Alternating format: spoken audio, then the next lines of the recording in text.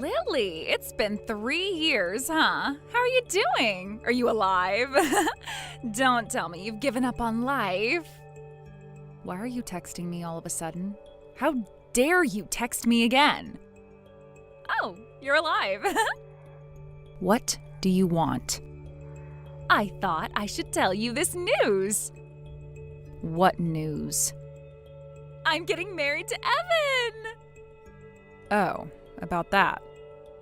Huh? You already knew about it? Yes. You've been bragging about it all over the place, Allie, saying you're holding a wedding worth $50K. Oh. Well, you're right. Evan and I are gonna hold a wedding worth $50K. Where did you find all that money? Huh? Why? You both had to pay me a total of $10,000 and $100,000 for compensation, but you had money left to hold a wedding?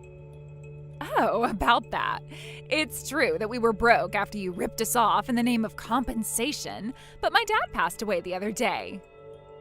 Really? Oh no, I'm sorry for your loss. Come on, I don't need you to comfort me. I was so lucky because I inherited a lot from him. Huh? So we decided to take advantage of our situation and hold an extravagant wedding. Okay, I see. Well, if you knew already, I'll just get to the point. I'll send out the invitation soon, so I hope you can come. What? Wait, you're planning to invite me? Of course. No, wait, who would invite the ex-wife of the groom? Hear me out. I'm inviting all the club members from college, and if I don't invite you despite you being one of them, doesn't that seem weird? All of them basically know that Evan and I were once a married couple. If I go, they'll look at me with curiosity. I don't want to go. So, I thought it would be a great occasion to appeal that we've gotten over everything and our friendship is back. Huh? I told everyone that already, so you can come without worrying about a thing. I'm not going. Don't say that. First of all, we're not back to being friends. Our friendship is gone forever. I'll send you the invite soon. I told you I'm not going. Hey, why did you send us back the invitation saying you'll be absent? You promised that you'll be there. Are you too dumb to read our message history that happened just a few sentences ago? But you received an invitation. Don't you feel like you should be present to be nice? No way. Either way, I already had plans on the day of the wedding, so I can't go. What? Do I have to tell you which is more important, your plans or a wedding? Nope, my plans are more important this time. Why? I've been telling you that I won't be there since the beginning. What are you surprised about? No, you have to come. You're annoying me. I need you to come. Why? The club members from college all sent us back the invitation saying they'll be absent unless you come to our wedding. OMG, really? Did you do something, Lily?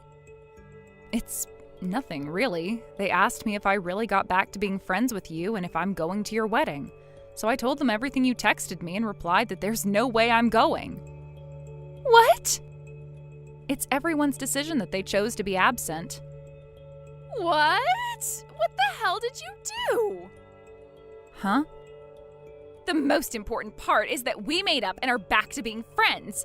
Okay, I have no other choice. I'm going to your house directly. Huh? Why? I will make you write that you're going to be present at the wedding no matter what. If I can show that to the club members who are planning to be absent, it would prove that you're coming. You think they'll also be present if you do that? Yep. I doubt it's going to work out so easily. First of all, I don't want to sign that I'll be present. I'll visit you in a few days. Don't you dare try to escape.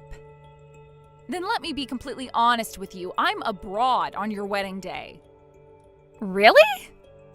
He got a job transfer abroad, so I'm following him. On the day of your wedding, I'll already be in our new house abroad. Well, then you can just come back for my wedding. Huh? Okay, decided. Wait. Lily, what is going on? Huh? What? I'm asking you for an explanation. What about? You're gonna get married to Joseph? Huh? No way. Why would I marry that bastard? That's a big no from me. Hey, don't badmouth Joseph. What? Joseph was the most handsome out of all my exes. A normal girl like you doesn't deserve him. Give him back to me. What are you saying? I know that Joseph is your ex, but I thought you were getting married to Evan. You don't make sense. Don't change the topic. You said you were going abroad preparing for your marriage. I can take your spot. What? I can't bear it if Joseph is leaving the country. I'll give you back Evan. Joseph is mine. It's unfair that you're the only one ending up happy. I'm telling you, my boyfriend is not Joseph. How did our conversation end up this way?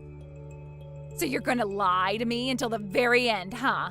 Okay then, I'll steal Joseph back from you. Calm down. You better be prepared. Lily, Joseph is mine. Huh? What is going on? To sum it up, I got back with Joseph. Huh? You guys really got back together? Yes. Now you have no other choice but to give up on getting married to Joseph. Gosh, I got blocked and I couldn't get in touch. Within 2 weeks, all this happens? What are you so surprised about? Joseph was mine and you should give him back to me. Okay, I've returned him to you. Huh? Well, it's weird to say that I returned him to you, but I guess this is why I didn't see him for the past 2 weeks. Thanks for getting rid of my stalker. Huh? Stalker? Actually, since I got a divorce with Evan, Joseph has been making a move on me. But I knew that he was after my family's money, so I never took him seriously. Family's money? It looks like Joseph is in a lot of debt. Debt? After he got to know that I would be following my boyfriend abroad after his job transfer, he started being even more annoying. Huh? Then, when Joseph was talking at the door of your house? I guess I was telling him to stop following me around when he was waiting for me in front of my house. What? I see. You misunderstood seeing that. Oh, by the way. Huh? You inherited some money from your father, right? Have you checked the balance left in your bank account? Huh? Why do you bring that up now? I just told you that Joseph is in debt. Did you tell him about you inheriting money? Oh, I'll go check my balance right away. My balance. It was 0. Huh? The money in my bank account. I used to have nearly $200K, but it's all gone now. Oh, I knew it. What should I do? I can't pay for my wedding now. Right, it was scheduled for the beginning of next month, right? Hey, Lily, can I borrow $50K? Huh? You're asking me? Because... Well, I guess you can't tell anyone. Your bad habit of stealing showed again, and you cheated on your husband right before your marriage, and he stole all your money you inherited. At this point, Evan would also dump me. Oh, I think you don't have to worry about that. Huh? Oh, you didn't know? He can't make anyone pregnant. What? But he wants a boy who can be the heir. As long as the father is from the same family, they don't care who the baby's father is. What? Yeah, it's pretty surprising, right? It was so hard for me too when I just got married. When I visited his parents' house, some guys would actually try to harass me. But after tackling them to the floor, they all stopped. Oh, you're a black belt in judo. Yep, I never thought it would come in handy in this situation. So, well, the thing is, considering what I did, Evan's family was saying that they preferred someone experienced and carefree like you, and were all being mean to me when I got a divorce. Huh? Well, it depends on how we think about it. They're a pretty unique family, but you're welcome to buy them, so good for you. Pretty unique? More like abnormal. I can't marry into a crazy family. Goodbye. No. No! Hey, Lily! After that, Allie asked to break off their engagement, but all of his family, including Evan, knew that she was in a relationship with Joseph. After they made sure she was not pregnant, they refused to wait until the wedding and got officially married by paper. Half a year later, I heard from my friend that Allie got pregnant.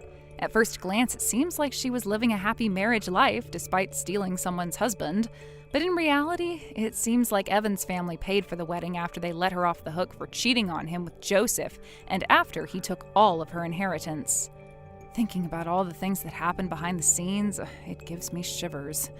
Joseph was arrested soon after that, but the $200K that fortunately came back ended up going to Evan's family. Thank you for watching. Please subscribe and hit the like button. See you next time.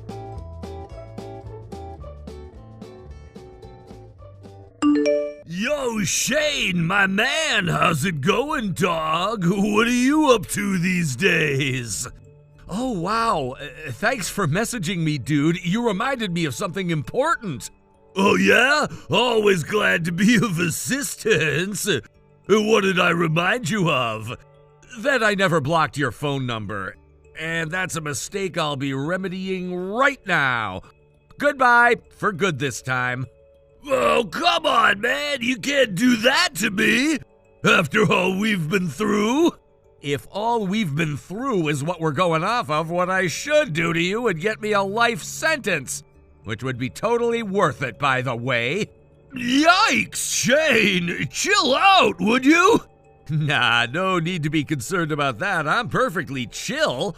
Now, back when you slept with my wife and broke up my marriage, I was definitely not chill for a pretty long time. But right now, yeah, I'm totally chill. If I had to say, my feelings for you right now are more like the way you feel when you're driving down the road, and then a massive bug splats on your windshield right in front of your eyes.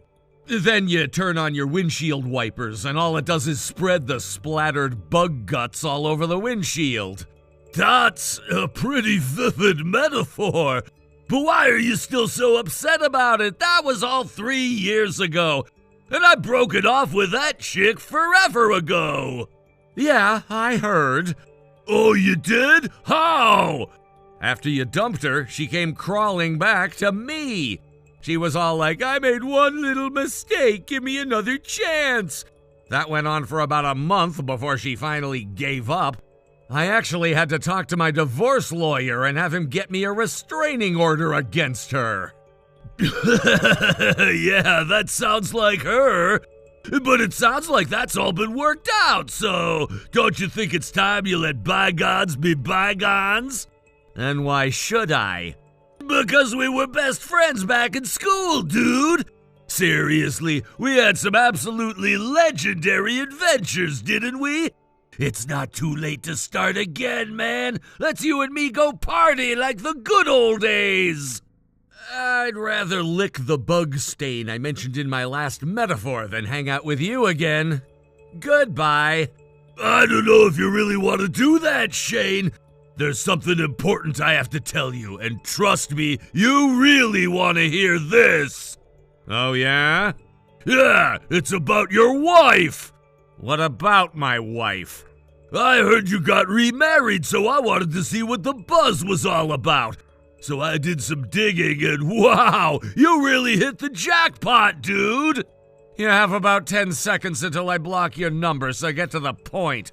I just wanted to tell you that I'm now 2-0 for stealing your chicks, Shane. I've now slept with both of your wives. Nice try, Kellen, but you're either mistaken or lying. I know where my wife is. She went to visit her parents today. Oh, is that what she told you? Yeah, she's been planning on visiting her folks all week. Wow, she was so excited to meet up with me again that she spent a whole week lying to you. Sorry, bro, but she's next to me in bed right now. No, Kellen, she's not. She just walked in the front door. Man, I feel really bad for you. You're so crushed that now 2 girls have picked me over you that you're hallucinating. Sorry to break it to you, but this is reality. And the reality is that your wife is never coming back to you. I'm kinda curious, is the problem that I'm just way too manly or that you're way too unmanly? Who am I kidding? It's obviously the first one. Look, dude, I have zero idea what you're going on about, but my wife hates playboy losers like you more than anything else in the whole world. And I know for a fact that she never has and never will cheat on me. Were you not listening to me? I just told you she's cheating on you right now. Like we're literally getting ready for round 2, dude. Oh, looks like she's ready now. Gotta go.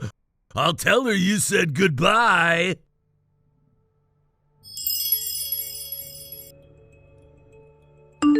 Yo, Shane, so how are you doing?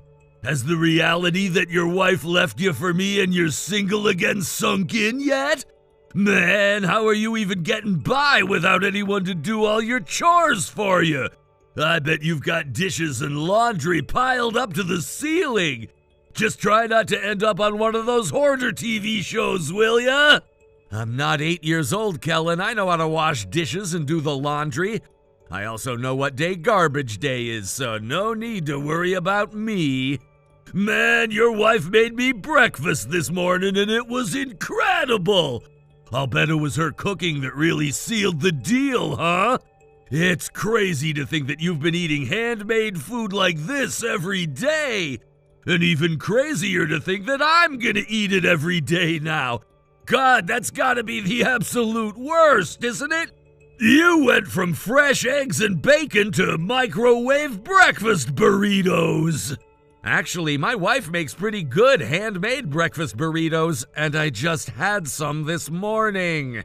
Huh? Oh, you must have still had some leftovers from the last time she made breakfast for you. You'd better watch the expiration date on that stuff. You're gonna get salmonella or something. No, she made them fresh this morning. All right, I remember you were hallucinating that your wife was still at home with you the other day. I guess that means you're hallucinating the breakfast burritos too, then? You're gonna starve to death in a week at this rate. Kellen. Yeah, dog? I think you're the one who's hallucinating. My wife's right here in my house. I'm talking to her right now. I doubt that you'll believe me even if I tell you, but it's the truth, so... Do you think you could knock off these texts? Oh my God, bro, have some dignity! Do you think you could knock off these texts? Oh, you sound like such a loser! Are we done here? I'm kinda busy right now. We're getting ready to go on our honeymoon. We were too busy to go back when we first got married, so we've been really looking forward to it. Nah, dog, please don't tell me. Your honeymoon? I've been sleeping with your wife every night for the last few days, and you're over there getting ready for your honeymoon? You're freaking mental, man. Get help. Oh, God, I think I'm gonna pull a muscle from laughing so hard. This is the best.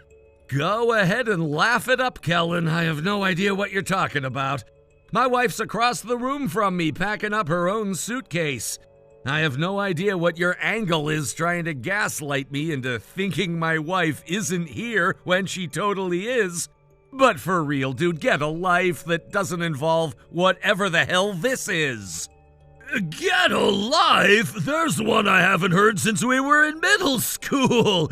You're so pathetic. We're going to our neighbors in a few minutes to have them take in our mail for us for the next few weeks. Wait a second. So you're being for real then? You're actually going on your honeymoon this weekend? Yup, bye. This is insane! Like, what are you gonna do when she doesn't show up at the airport? Or are you gonna take 2 suitcases along and hope she meets up with you later on? Oh God, this is starting to get sad, but it's still freaking hilarious!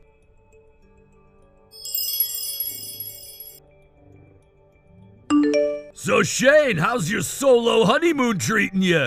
Was it nice to have 2 seats all to yourself on the airplane? Did you get to have both of your in-flight meals? Are you taking a bunch of selfies and editing her face into the picture with you? Oh, no, wait, I got it. I'll bet you're bringing along a blow-up doll or something with you and telling everyone it's your wife. Man, I wish I could see you right now. Like you're at an expensive restaurant ordering 2 plates of fancy food, then you pick up a fork and shove it in the doll's mouth. I bet the other people at the restaurant can't decide whether to laugh, cry, or call the police on you. My God in heaven, I could feel my phone vibrating like crazy in my pocket. And now I see that you've just been blowing up my phone for the last few minutes. Again, thanks for your concern, but I'm really on my real honeymoon with my real wife. She's not a blow-up doll. How much longer are you planning on keeping up this charade, dude? Like, for real, do I need to fly over to wherever you are right now and slap some sense into you? Oh, I know what'll shake you back to reality. The truth is, I've got some brand new news that's for sure gonna bring your whole world crashing down around you. I'm on a real vacation with your wife right now, and guess what? She's pregnant! Oh, wow, that's nice. Who's the father? It's me, you moron! Since I went and knocked her up, we're not gonna be able to take any trips together for a while. So we thought we'd have one last hurrah before she had to start taking it easy. Too much walking can be bad for the baby. Hold on. So that means that you actually are romantically involved with someone right now? Yeah, dude, I'm banging your wife. I thought I made that clear. Yeah, that's what you were telling me, but wow. So you actually are banging someone. What the? What's your deal, bro? You don't think I'm man enough to bag your chicks? I've already done it twice now. Well, you did it once anyway, but I was pretty sure you were just making it up completely this time around. There you go again, clinging to hope that your wife still loves you. It's over, Shane. You lost. I won. She's mine now. You need to get over her for your own sake. Yeah, about this her you're talking about. The reason I haven't pried any further is because, like I said, I figured you were just trying to get me mad for some weird reason. But you say you're really with my wife on vacation right now, huh? Yeah! Does this mean you're finally ready to admit it? What's her name? You want me to tell you your wife's name? Yeah, the woman you're with right now, what's her name? You know her name. It's Shawnee, you freaking idiot. Shawnee? Ah, there we go. It looks like reality is finally set in now. That's right, Shane. Just like I did with your first wife, I made Shawnee my girl. Kellen, wow, I don't know how to tell you this, but first off, you're wrong. My wife and I are on our honeymoon together right now. She's not a delusion or a hallucination or a blow-up doll. We arrived at our destination yesterday evening, and we're chilling at the hotel poolside cafe right now. Come on, dude. I thought you were past this. Listen, Kellen, there's something very important that you should know. My wife's name is not Shawnee. What? What are you talking about? It's that simple. Shawnee is not my wife. Then what the hell is your wife's name? Molly. No freaking way, dude. That Molly? Yep, that Molly. The girl that we went to school with all the way from kindergarten to high school. No, I don't believe you. Not for 1 second. There's no way, no possible way that you got married to my first crush. Do you follow my Instagram? Yeah? Hold on. Okay, go check my feed. I just posted a picture of the two of us. Oh my God! You can see today's date on the newspaper I'm holding, right? Do you believe me now? This is just way too crazy. So that brings us to the next problem. The woman you're with right now, Shawnee. Oh, geez, that's right. Who is this chick I bagged anyway? I mean, I saw her hanging around outside your house all the time. I thought for sure she was your wife. But now you're telling me that you two aren't married? Who is she? She's a girl that was stalking me for a few years. No way! Back when I was still married to my first wife, she was one of my co-workers. She had a massive crush on me, and no matter how many times I turned her down because I was married, she never took a hint. And then a while later, I got divorced, thanks to you. And when that happened, things went from bad to worse. She got this crazy idea in her head that I had divorced my wife in order to be with her. She started spending her entire workday sending me messages on the company's internal chat system. She'd blow off meetings just to come over to my office and stare at me through the window. Eventually, her behavior got so bad that the company had no choice but to fire her. They fired her? But that means it must have been crazy bad. Dude, you have no idea how bad it got with her. Like this one time I was talking to another girl about a project we were working on together, and then Shawnee started shouting at me that I was cheating on her. She went around to all the other branches and told as many people as she could that I was cheating on her with that girl. And that all ended with me getting the second restraining order of my life against her. Holy cow, man! Holy cow doesn't do this situation justice, dude. You're telling me that crazy woman was still hanging around my house even with a restraining order? Well, I guess it's not a big problem anymore. You did me a massive favor by taking her off my hands for me. No way, dude. I don't think so. There is no way I'm sticking around with a psycho chick like her. I'm breaking up with her and going back home right now. Aren't you forgetting something, Kellen? She's pregnant with your child. Oh, yeah, she is. You're a big daddy now, man. You've got to support your wife and kid. God, no! I'm stuck with this crazy woman for life now? Yup, good luck. I'm gonna get back to spending time with my non-crazy wife now. Shane, wait! So, are you just gonna leave me like this? Exactly what do you expect me to do for you? Whatever situation you're in right now has absolutely nothing to do with me. Yeah, it does. This woman was your stalker, wasn't she? Yeah, but tell me, Kellen, who approached who? Did you make the first move? Well, yeah. And then one thing led to another, leaving us where we are today. She's pregnant, and you have no one to blame but yourself. But I only tried to get with her because I thought she was your wife. Well, you thought wrong. Later, Kellen. Shane, please, you've got to do something. I don't know what, but do something.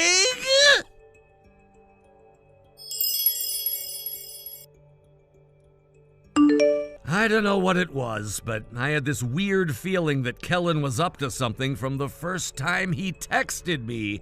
That's the only reason I didn't block him. I thought that I would be better off having some way of tracking his moves. But once I finally figured out what was really going on, that was all I needed to know, so I blocked his number. Me and my wife had a great time on our honeymoon, and as soon as I got back, I got a message from another friend. He said he had some news that he'd been dying to give to me. It seems Kellen did the right thing for what might be the first time in his life. He married Shawnee. The reason he was after my second wife was apparently that he got wind that she was the heiress to one of the wealthier families in the area. That is true, but again, that's my wife Molly, not my former stalker Shawnee.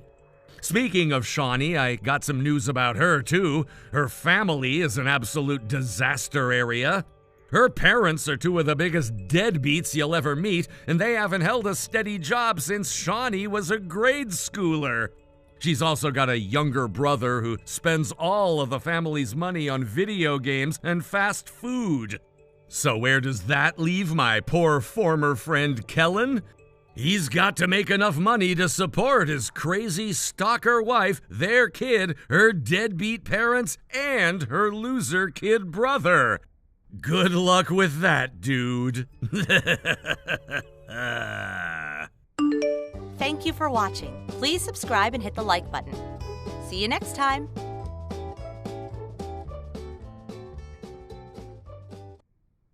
OMG. Liv, you will not believe what just happened. Guess who just spilled their entire matcha latte all over their brand new designer bag?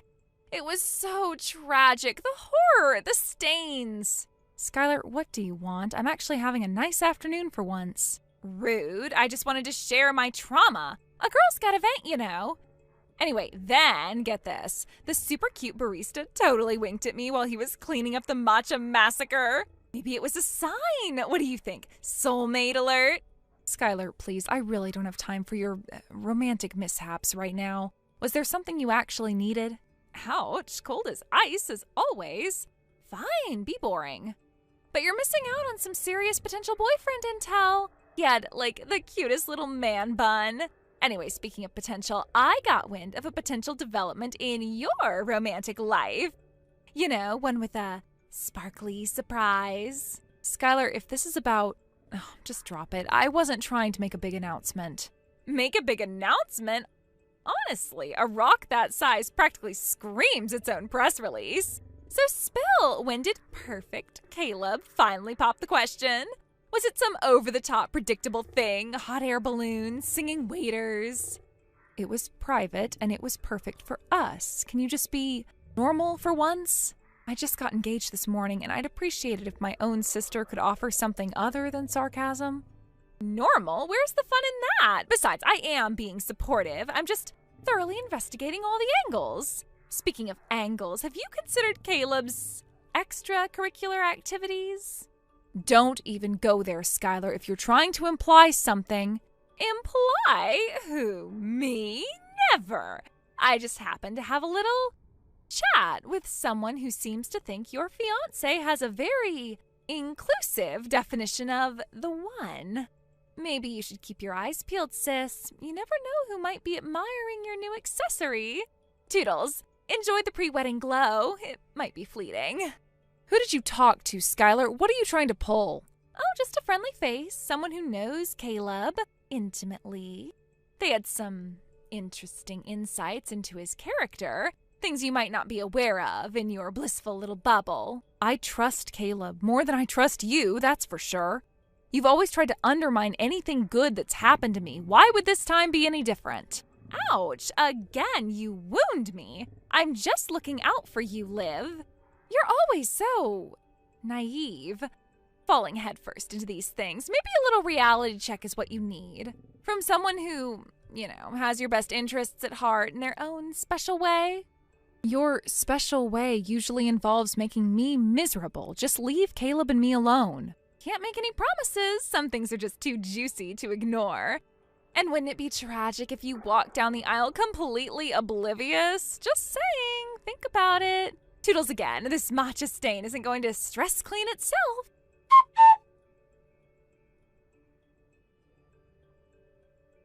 Morning, Liv. Hope you slept well. I know I sure didn't.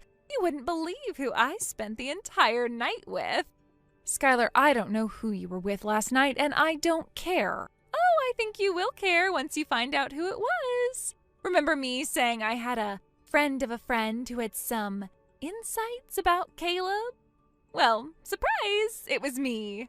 You were the one spreading rumors about my fiancé? Not rumors, darling. Observations. I had a little reconnaissance mission. And let's just say Caleb is far more receptive than you think. especially to someone who really gets him, like me. You slept with him? Last night, the night after he proposed to me. You are truly depraved. Depraved? Oh, dramatic much? We just have a connection, Caleb and I, a real one. Last night just solidified it. He sees a side of me that you're too busy planning your perfect little life to even notice. And my insights? Oh, totally accurate. You barely know him. You're doing this to hurt me because you've always been jealous. Hurt you? Oh, maybe a little. But I'm also being honest. Caleb and I, it just happened. One thing led to another. He's surprisingly uninhibited. My observations from yesterday were based on first-hand experience. I don't believe you. You're a liar and a manipulator. You know what I was doing last night? I was out to dinner with Caleb. A lovely romantic dinner to celebrate our engagement. He was with me all night.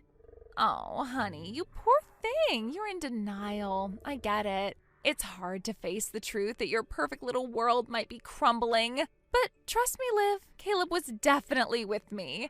He was very convincing. Convincing you of what? Your own warped fantasy? He was with me, Skylar.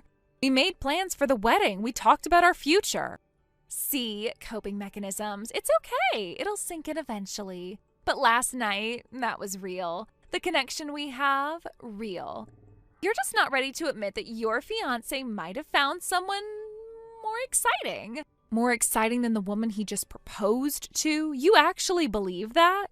Let's just say I have first-hand knowledge of his preferences, and they align surprisingly well with mine. You'll see, Liv. Eventually you'll see. But in the meantime, enjoy your denial. It can be quite comforting. This conversation is over. Skylar, just stay away from Caleb. Can't make any promises. Some connections are just too strong to ignore. Toodles, sleep tight. You might need it.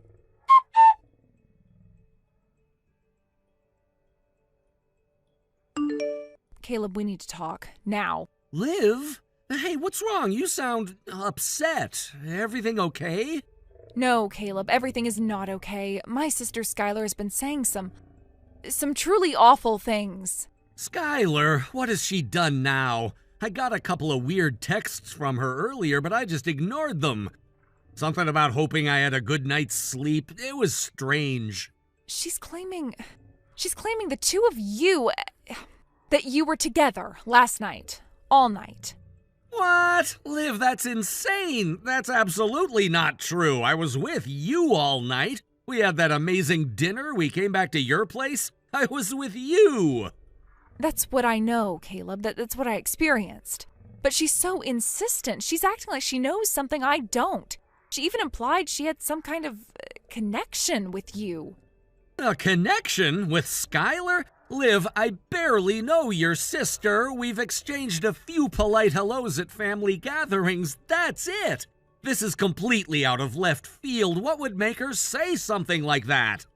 That's what I need you to tell me. Is there anything at all that could have given her that impression? Have you spoken to her privately? Have you, I don't know, done anything that she could have misinterpreted? Liv, look at me. Well, you can't, but you know me. I love you. I proposed to you yesterday. The thought of being with anyone else, especially your sister, is... honestly, it's repulsive.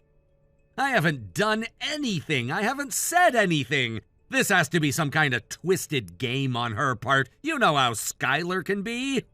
I do know how Skylar can be, but she sounded so certain. She even mentioned a man bun. She said he had a man bun. You don't have a man bun, Caleb. You've never had a man bun. A man bun? What the hell is going on? Liv, you know I've never grown my hair out like that. This is getting weirder and weirder. That's not the only thing. She also mentioned a certain familiarity. Like she knew you better than I did. Caleb, is there anything you're not telling me? Anything at all? Liv, there is something. Something I haven't told you. It's a bit complicated, and honestly, I was waiting for the right time to bring it up. What is it? Caleb, you're scaring me. I have a twin brother. His name is Jake. We're identical. A twin brother? You have a twin brother and you never told me? It's a long story. We haven't been close for years. He's had some issues. He's not the most reliable person. He actually just reappeared in my life a few weeks ago after being out of the country for a while. In fact, I haven't even told him about you, Liv. He doesn't even know your name. Jake. His name is Jake. And he looks exactly like you? Exactly. We're identical. Liv, are you thinking... The man bun, the familiarity. Caleb, do you think Skylar might have encountered Jake, mistaken him for you? It's the only thing that makes any sense. He's been staying nearby. He's been trying to reconnect. Oh, Liv, I'm so sorry. I had no idea this could happen. So, Skylar thinks she was with you, but it might have been Jake? It has to be. He's always been a bit of a opportunist. If he thought he could... I don't even want to think about it. Liv, I swear to you, I was with you last night. It was me. It'll always be me.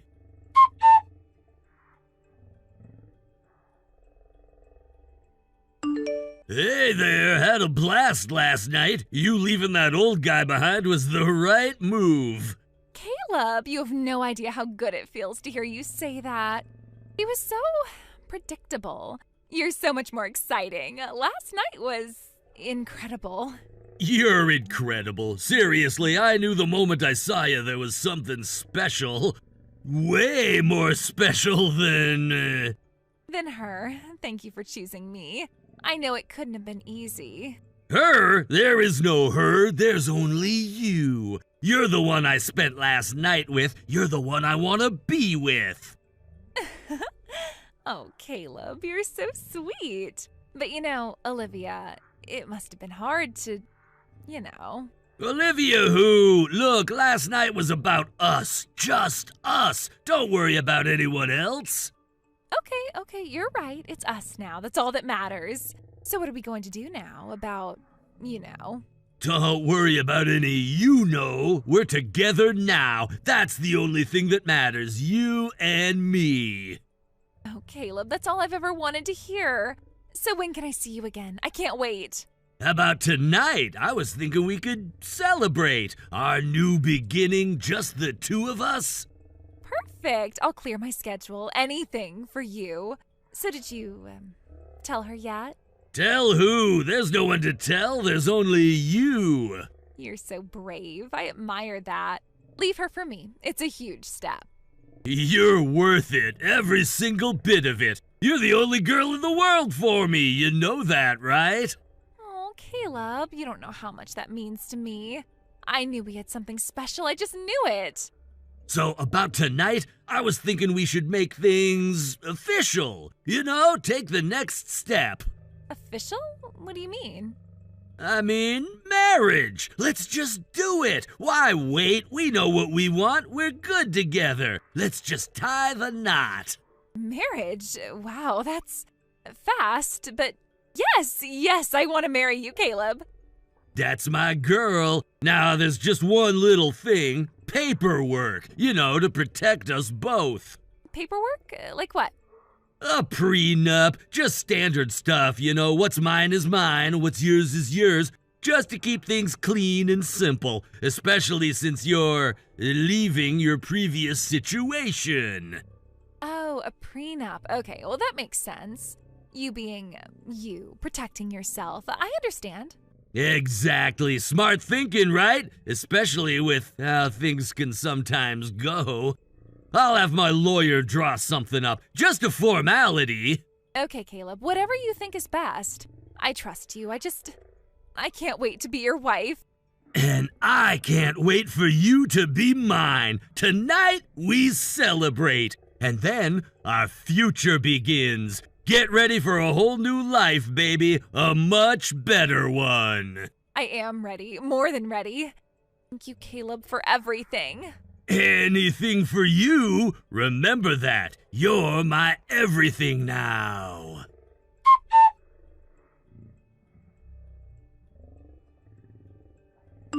Olivia, you need to tell me what the hell is going on. I woke up this morning next to some guy who looked exactly like Caleb, said he was Caleb. We got married last night as Caleb, but his driver's license says his name is Jake Miller. What kind of sick joke is this? Was Caleb lying to me this whole time? Morning, sis. Quite the rude awakening, wouldn't you say? Rude awakening? Olivia, I married a complete stranger who looks exactly like your fiancé. He said he was Caleb. He told me he said he was leaving you for me. What the hell is happening? Oh, honey, you really fell for it, didn't you? You thought Caleb, my Caleb, the one who actually loves me, would suddenly decide to marry you in some secret ceremony? But it was him. He knew things. He was so convincing. But then the license, Jake Miller. Who is Jake Miller? Was Caleb using a fake name? Not exactly a fake name, more like the name of his identical twin brother. Meet Jake Miller, the charming but utterly reprehensible twin Caleb never really talks about. The one with the suspiciously convenient reappearance and, I'm guessing, a distinct lack of morals. Twin brother? Caleb has a twin brother? He never said a word. So, the man I married was Caleb's brother pretending to be him? Bingo. You managed to snag a Miller twin, Skylar, just not the right one. He played you. But the wedding, the vows, he said he loved me. All exchanged with the wrong guy. Did your whirlwind romance include a chat about the lovely little prenuptial agreement Jake insisted on? The one designed to financially cripple whoever initiates the divorce? A prenup. Oh, God. Oh, yes. Enjoy your impressive, ill-conceived marriage to the wrong twin, Skylar. Maybe you two can bond over your mutual talent for making spectacularly bad decisions. As for Caleb and me, we're going to continue planning our very real wedding without you. Toodles, hope your honeymoon with Jake is enlightening.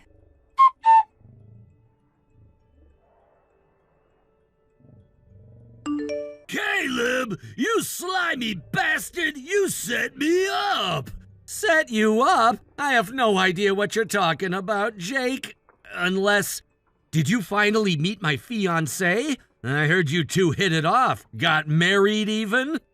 Don't play innocent with me! That woman! Skylar! She wasn't your fiancé. She was some loud, pushy mess. I never knew your fiancé had a twin sister. I married the wrong damn one. Oh dear, you married Skylar? Our Skylar? Well, congratulations, brother. You always did have a knack for making interesting choices. Interesting? My life is ruined. I signed a prenup with her. She's probably got 2 nickels to rub together. I thought your girl was supposed to be loaded, sophisticated. Olivia is loaded and sophisticated. You just married her sister, my less discerning sister-in-law. You knew it was her, and you let me go through with it. You wanted me to end up with that. Now, Jake, let's not get dramatic. I had no idea you were planning on impersonating me, let alone marrying anyone. You slithered back into town with your usual harebrained schemes. This whole mess is entirely your own doing. But she was acting like she knew me, like we had this big passionate thing. I thought she was just really forward. Skylar? Forward? Groundbreaking.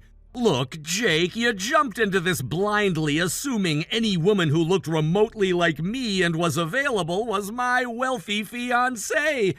You didn't bother to do even the slightest bit of checking. You think this is funny, don't you? You're laughing at me. Well, Jake, I won't lie. There is a certain comedic irony to the situation. You tried to steal my fiancée thinking she was some easy mark, and you ended up shackled to our delightfully persistent sister-in-law. Serves you right, wouldn't you say? She's probably going to bleed me dry. That prenup is a disaster. A prenup you insisted on, I recall. Perhaps you should have vetted your target more thoroughly. Done a little digging beyond the superficial resemblance. You could have warned me! You could have said something! Warn you? About what? Your own spectacularly flawed plan? Besides, I didn't even know you'd met Skylar, let alone that you two were playing some bizarre game of mistaken identity and shotgun wedding. This isn't over, Caleb! You're going to regret this! Regret what, Jake? My happiness? My upcoming wedding to the woman I actually love? The fact that you're now legally bound to someone who will likely make your life as chaotic as you've always made mine? I think I'll manage. Maybe this will finally teach you a lesson about, well, a lot of things, but mostly about not impersonating your infinitely more stable and discerning twin brother. Good luck with the marriage, Jake. You're going to need it.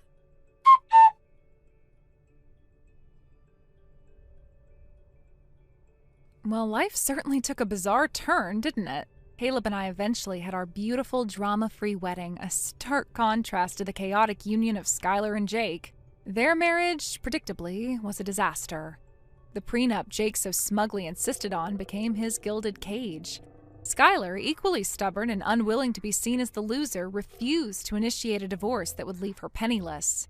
They were trapped, two people who never truly saw each other, bound by their own greed and foolishness. They became a cautionary tale, a reminder that chasing after illusions and trying to steal happiness rarely ends well. As for me, I finally got my happily ever after with the right twin, of course. And sometimes, when things get too quiet, I can't help but smirk a little, remembering Skylar's spectacular miscalculation. Thank you for watching. Please subscribe and hit the like button. See you next time.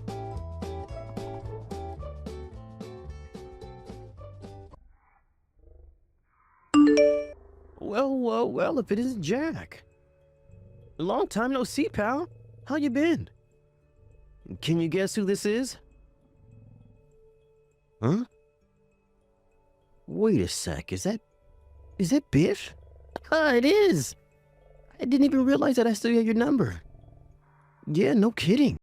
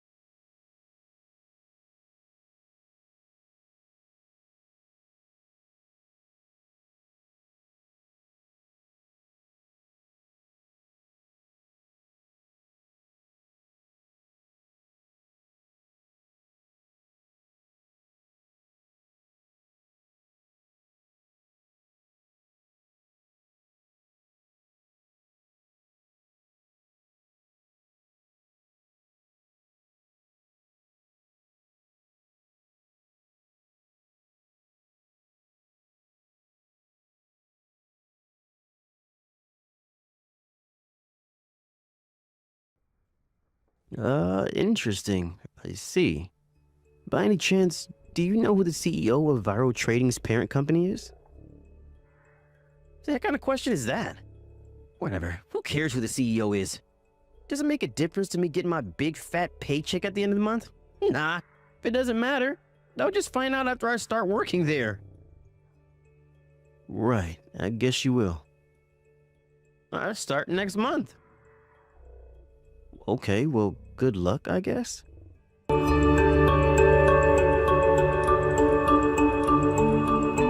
Hey, Jack. What the hell are you doing at Viral Trading, nerd boy? I just saw you walking down the corridor with my manager. Is he showing you around for your new temp job or something? Yeah, that must be it. Some of the boys were talking about a new temp starting soon. Is that you? I bet I know what this is. You got all jealous when you heard I got a spot at Viral Trading. So you figured you'd try your luck, didn't you? I bet you couldn't bear to see the fact of me zooming ahead of you on the path to success and wanted to steal some of my glory. Am I right? Well, in that case, but I very kindly take it upon myself to train you up. Looks like your desk is going to be next to mine, so this is perfect, actually. That's not all. I hear the CEO of our parent company is coming in for an inspection today. Who knows? He might be so blown away by my immense work capacity, incredible good looks, wit, charisma, charm, and humility that he gives me a full-time contract at the parent company. How about that? Alright, enough chit-chat, nerd boy. Get your ass over here right now. It's time for your training. Oh yeah, and from now on, you will always greet me by lowering your head and saying the following. Sir Biff, your excellence, please do me the kindness of gracing me, the big pea-brain moron, with your infinite wisdom.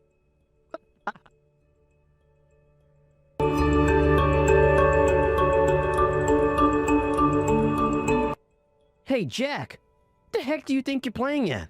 You've been slacking off for a whole hour now. That's not all. I can see you're not reading my messages. There's no tick on them, nerd boy. You've got some nerve to ignore your direct supervisor like this. After I kindly offer to train you up, no less. If you carry on with this insolent attitude of yours, I'll have no choice but to hunt you down and show you what happens to any pitiful fool who dares to defy me.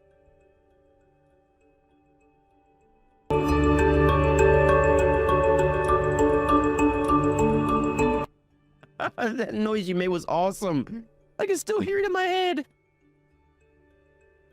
I stealthily crept up from behind as you idly chatted in the hallway like the useless slacker that you are, and slapped your butt cheek with a ruler as hard as I could. Yeah, that worked so well I think I might have to use it again. As your official supervisor, this is just what I needed to keep your ass in line. Which means, Jackie boy. It's time to drop your cocky attitude, you filthy, disgusting temp worker. If you don't hurry up and get to your desk, I'll come and slap that ass of yours again, you disobedient little peon. Want to get spanked with a ruler again? Or is the butt going too easy on you? I know. How about I hit you over the head with it instead? Or should I go for the back? Crack! I bet I could get a nice shot on your back. The sound would be like music to my ears. Whoop. Biff, you've only been at this company for a month, right? So what? I'm still a million times more important than filthy temp scum like you. It's time you learned your place, worm boy. Good grief. You should at least know the name and face of the CEO of your parent company. Huh?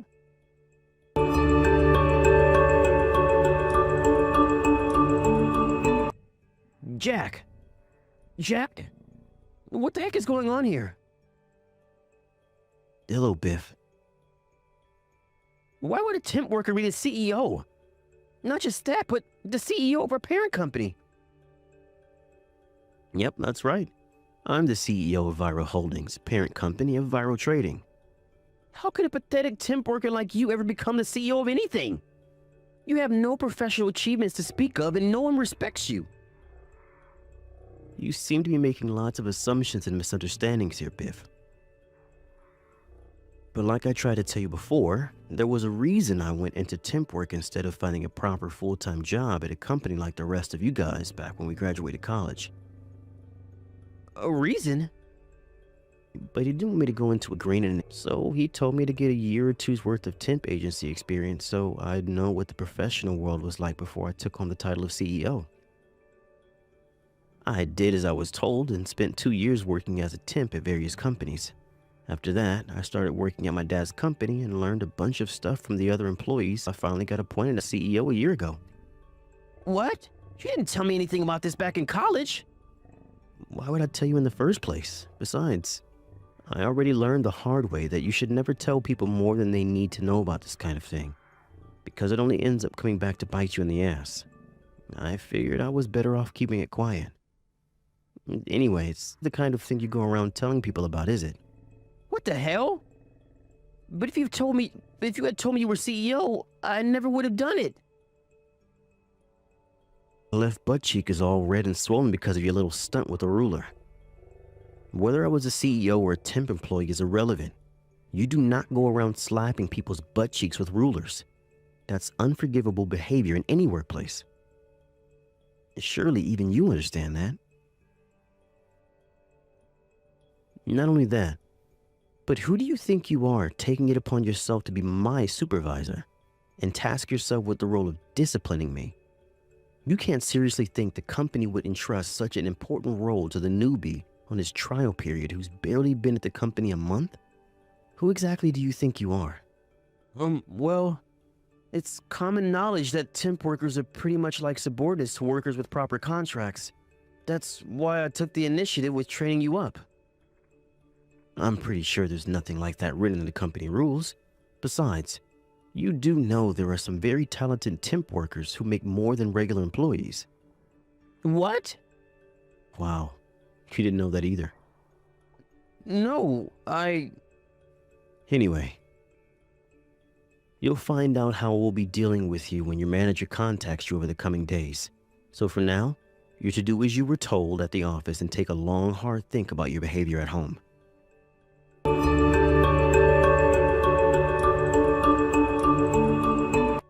Hey, Jack, why the hell am I getting fired? This constitutes an unfair dismissal. What do you want me to do about it? You're the CEO of our parent company. Surely there's something you could do to help your friend out of this mess? I heard you got into viral trading through personal connections, isn't that right? Huh? So the head of the HR department at Viral Holdings is your cousin, huh? I guess that explains why you thought you could get away with being so arrogant and domineering towards me and the other employees. What's wrong with using available manpower? You guys needed a number cruncher and I needed a job. There's nothing necessarily wrong with getting hired through personal connections, but only if it means bringing quality personnel into the company. In that case, I'm all in favor of it. Then why question it? That said, this might sound strange coming from the man himself, but you've been at the company a whole month and you still don't know the name or face of the CEO of your parent company. Due to your fatal lack of knowledge, when you saw me doing an inspection tour of the building, you assumed I was a new temp being trained up based on absolutely no evidence whatsoever. Then you came up from behind and slapped me with a ruler. And that's not all. I received a report from Sarah from admin that you hang around her department for hours at a time, making inappropriate sexual remarks and inviting her out on dates. Hey, my love life is my own private business, so stay out of it.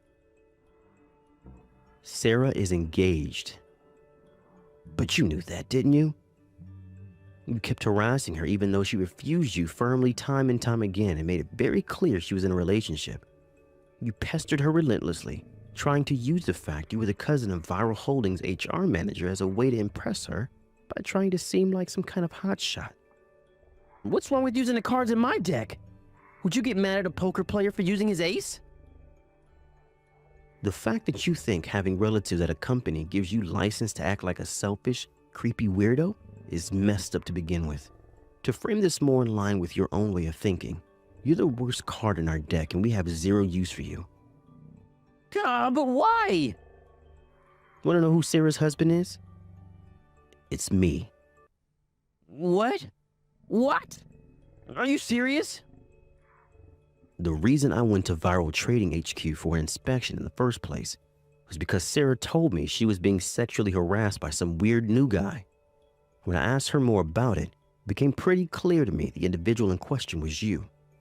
It was clear to me at this point allowing HR to hire through personal connections had turned out to be an absolute disaster. Being a jerk to me over messages is one thing, but I had to draw the line at sexually harassing my employees, which is why I arranged to come and check on you under the pretext of a facilities inspection and made my way down to company HQ in person. What? And when I did, not only did you not realize I was the CEO of the parent company, but you mistook me for a temp and somehow felt that gave you full license to come over and physically assault me from behind with a long, hard object. What? What kind of CEO are you? Who pulls crap like this? You can't do surprise inspections on your employees. That's not fair. What a dick move.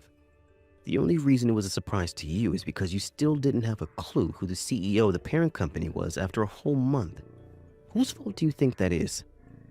Maybe if you had spent more of your time focusing on your work and familiarizing yourself with the company than sexually harassing my employees, you wouldn't be in this mess. Oh my God. Anyway, back to the topic at hand. The reason you're getting fired is because your problematic behavior became too serious to ignore. God. Oh, and you should know I'm considering filing for compensation from you for the assault in the hallway. Compensation?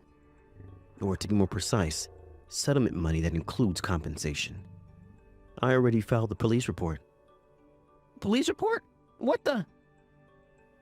If you want me to drop the charges, then I suggest you pay me enough money that I'd be willing to settle this out of court.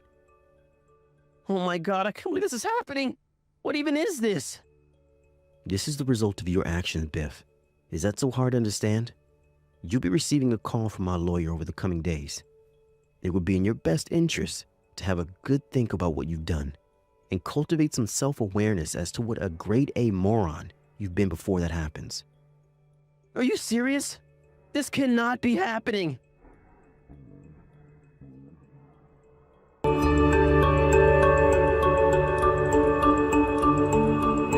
After the events of today's story, I found out another interesting little fact. Apparently, Biff had recently been fired from another company before joining us. As a result, he found it difficult to find anywhere else willing to hire him, which is why he ended up getting into viral trading through personal connections. However, he seems to have made a fatal error in his understanding of what entering a company on personal connections means, because it certainly doesn't give you license to treat others like crap.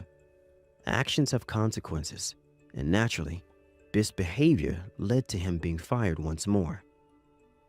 It came to my attention later on that Biff's department manager had been aware of his problematic behavior, but kept quiet about it. Naturally, that was unacceptable, so some harsh words were spoken and the necessary action taken. As for the compensation, my lawyer got in touch with Biff as promised, and realized he had no choice but to pay up or face legal action and jail time. I got every cent of what I asked for in a lump sum. Apparently his mom and dad were kind enough to help him come up with the money. But that certainly didn't mean he was off the hook. I heard his dad called in a favor with an old drinking buddy to get him a job at a fish factory, where he was forced to work grueling 12-hour shifts and kept in line by a manager nicknamed the Slave Driver in order to come up with the money to pay them back. Not only that, but he was forced to live in a broom cupboard at the factory until his parents had been repaid every last cent they lent their wayward son. I'm not sure why he chose me of all people, but I got a random SOS message from him one day. Naturally, I blocked him as soon as I realized who it was and carried on about my day.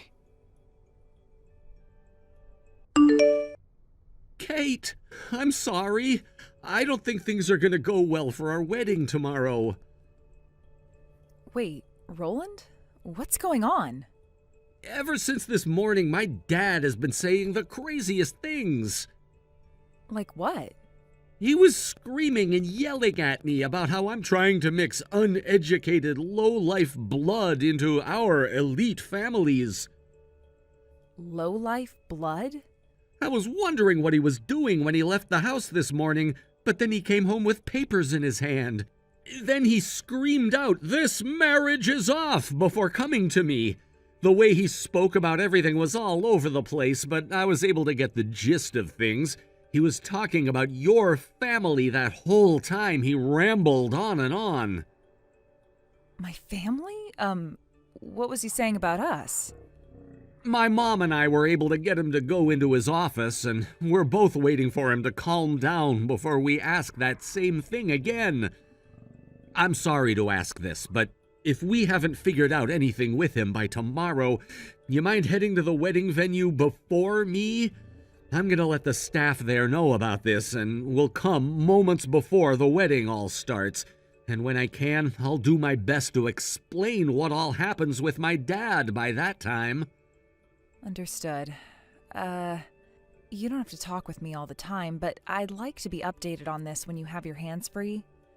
Sure, I'll try my best to keep in touch with you throughout today and tomorrow. And if I haven't been able to get back to you for some time, you can go ahead and call or text me to get my attention. That would really help, actually. All right, sounds good. I really am sorry about this.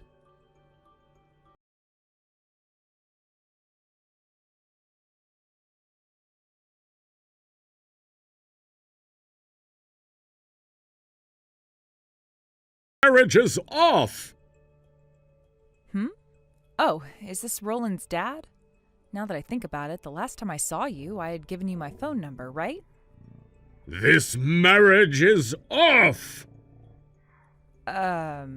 We were just about to be completely fooled by you lowlifes. So, I'm not going to let you speak even one complaint about this marriage being off. Can you tell me what's going on here? I'd like a proper reason for all of this nonsense. You should know already without me saying anything. I should have expected that, though, from a bunch of brainless apes like you guys all are. And what exactly do you mean by that? I can understand if this had something to do with only me, but asking for our marriage to not happen based off my family? Well, this doesn't seem to be about myself anymore, so I'd really like to know what's going on with you. I guess I'll have to explain in order to get you to understand. Today, I learned from an investigator that both of your parents never graduated from high school back in the day. Are you not embarrassed by both of your parents being dropouts? Embarrassed by something like that? So these things about my family being lowlifes and uneducated was specifically pointed at my mom and dad? So that's what you're wanting to know about right now? Well, considering you had to be raised by those two monkeys, it only makes sense that you're unable to pick up on things normal human beings can. Now you listen very carefully, all right? In my family, every single one of us went to and graduated from a university. And if you'd like to know, they weren't just any universities, but only the best Ivy League schools in the U.S. I don't really want to stomp on your parade there about people's educations, but I went and graduated from the same exact school as Roland. And I'm sure you had to go there using federal grants and other things the government gives to the poor. You should have to go into debt in order to get an education. I never received any grants or scholarships, and both my parents had to pay for me to go. Stop lying to me. There's no way a couple of high school dropouts have that kind of money. Sure, you're right that the both of my parents are different from most families and did not graduate from a university or anything. And considering that this world loves people that spend money to go to school over those that get an education outside of the normal system, they had to work really hard. But by the time I started to understand the real world, I wouldn't say that either of my parents were poor. Quite the opposite, actually. I don't think a girl raised in a family of lowlifes has any idea what a proper family with money looks and feels like. I really don't think there's much of a difference there, depending on the family one grew up in. Anyhow, I will not allow for any of your foul, low-life blood to enter my elite family made up of only the most intelligent university graduates. We have no need for that disgusting blood in this family, so your marriage is off. I will not allow either of you to get married to one another. Don't you ever come around my elite family of university graduates again, you child of two uneducated heathens.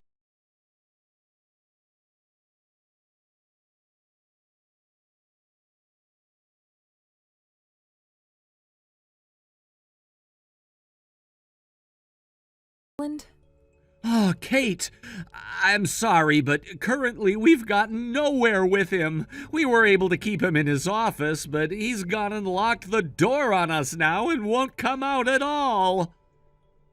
Well, I just got a load of texts from that father of yours. What? Is that right? I guess you did give him your number the last time you guys met, right? He left me a ton of reasons for why he doesn't want us to get married, so I'll send you some screenshots to help you see what I mean. I'm assuming it's all some really nasty stuff he said? I'm sorry, but your father's a dick. Especially about my parents. He said a lot about the both of them. What? All of that talk about my family being lowlifes was primarily aimed at my parents never graduating from high school. I'm so sorry about that. I know it will take some time, but send me screenshots of everything he said, please. Depending on what he said, I'll show it to both my mom and my little brother. You won't mind that, will you? No, go right ahead and let them know. I'm probably going to go and show my parents as well. Understood. I guess I'll start to send you all of those screenshots now.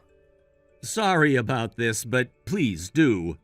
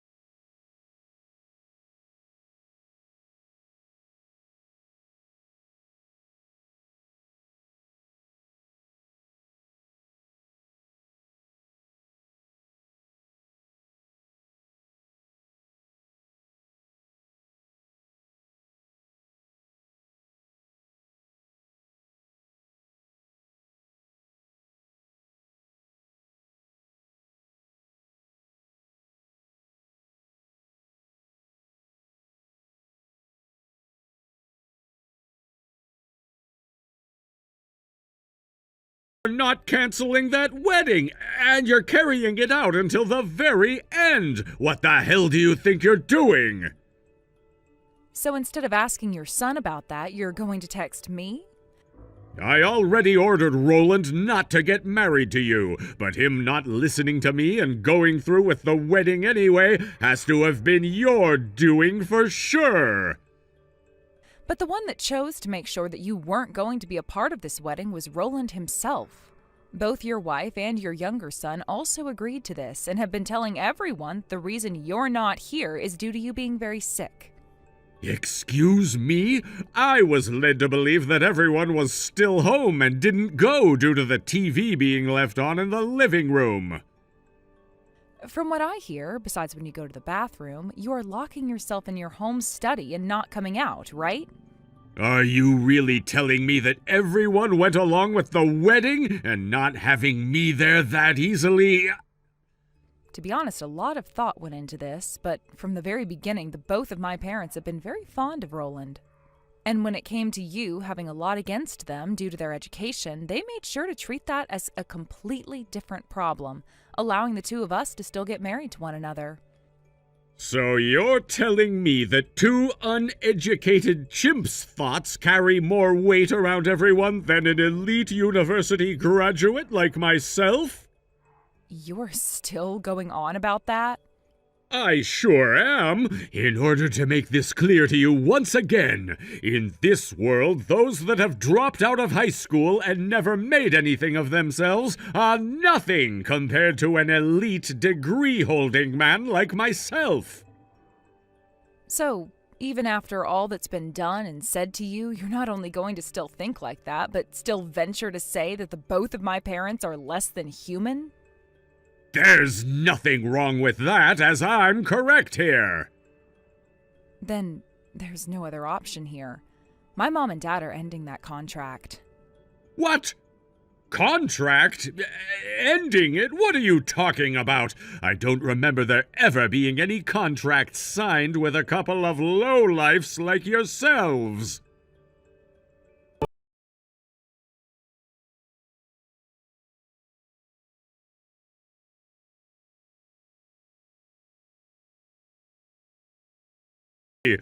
Cancel that contract cancellation right now! Right now my position is in danger because of this. I really don't understand why you're contacting me about that when I have zero to do with it. Well, the man I asked to go and speak with your parents directly told me that they didn't want to hear a word from him. Well, I can understand why that was. Now, allow me to explain the situation for you then. Originally, you were put in charge of making very good relations with an up-and-coming company that's making a lot of money right now. You were supposed to go and learn all about said company and make a partnership with it in order to help your company as well. Well, it just so happens that said company is run by my mom and dad, and that it is very important to you guys over there. And this was the first time I'd ever heard about who your parents are, the moment I walked into the office and heard from my boss. I spoke with you before about the location I've been working at, and that it so happens to be the same company my parents own and manage. What? When it comes to the cancellation of this major contract, the main reasons for it are that neither of my parents want to have relations with a company who employs people like you, who judge others based off their education and nothing else, and are willing to openly make horrible remarks about them. And that's what you were told by your boss today, right? Please, Kate, can you please go and talk with your parents and explain to them that this was all a huge mistake on my part and will never happen again? I'm really sorry, Davis, but even though I work within their company, I am nothing more than a simple office worker there. Naturally, that means I have no right at all to be telling them what to do with you, especially when you were personally making rude remarks about them. You're the daughter of the CEO, though! And if I abuse that position of mine, I will be fired. Well, do something about that, then. Had I freaking known your parents were very important business partners, then I wouldn't have said those things about them, and would have been all for your marriage to Roland. Well, that's not the topic of discussion right now, is it? What? No matter who the people you knew about were, the way you acted out and spoke about them was not okay for someone your age. The reason that this contract is being canceled now isn't just because of the way you acted towards the wedding yesterday. What?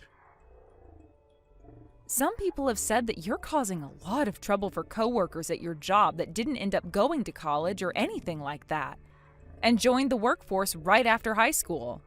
Are you sure your ways of judging and belittling people at such an egregious rate don't have something to do with you now?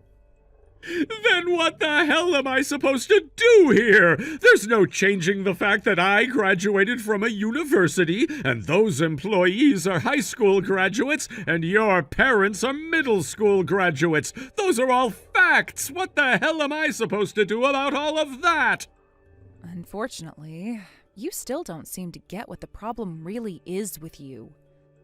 Then what the hell is it? Too late now. Since you don't seem to care at all about fixing yourself and making up for all the damage you've caused, I'm going to have to relay that to my parents. Huh? Hey, you stop that! Screw off. Stop that right now!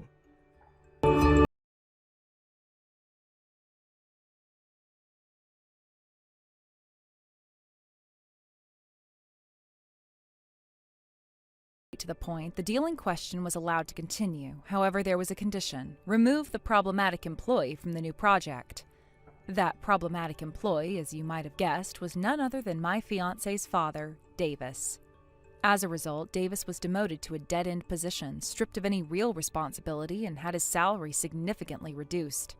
His once prominent position in the company was gone, replaced by the shame of being sidelined in his professional life. This turn of events didn't just affect his career, though. It spilled over into his personal life as well. Soon after, Davis's wife, my mother-in-law, filed for divorce. I'll never forget the last time I saw her. As we were saying our goodbyes, she looked Davis straight in the eye and, in the calmest voice, said, "I think you're under a misconception. I'm not a college graduate, but a high school graduate." Davis, who had always prided himself on appearances, looked utterly stunned, as if he'd been hit by a bombshell. He didn't know what to say, and I couldn't help but notice how much that one comment affected him. This revelation might seem insignificant to an outsider, but for Davis, it cut deep. He had always acted with a certain arrogance, believing that his wife, his career, and his life were all perfect and prestigious. To find out that the woman he had been married to for years was not the educated upper-class partner he had assumed her to be must have been a huge blow to his ego. It was as though the foundation upon which he had built his sense of superiority was crumbling before his eyes.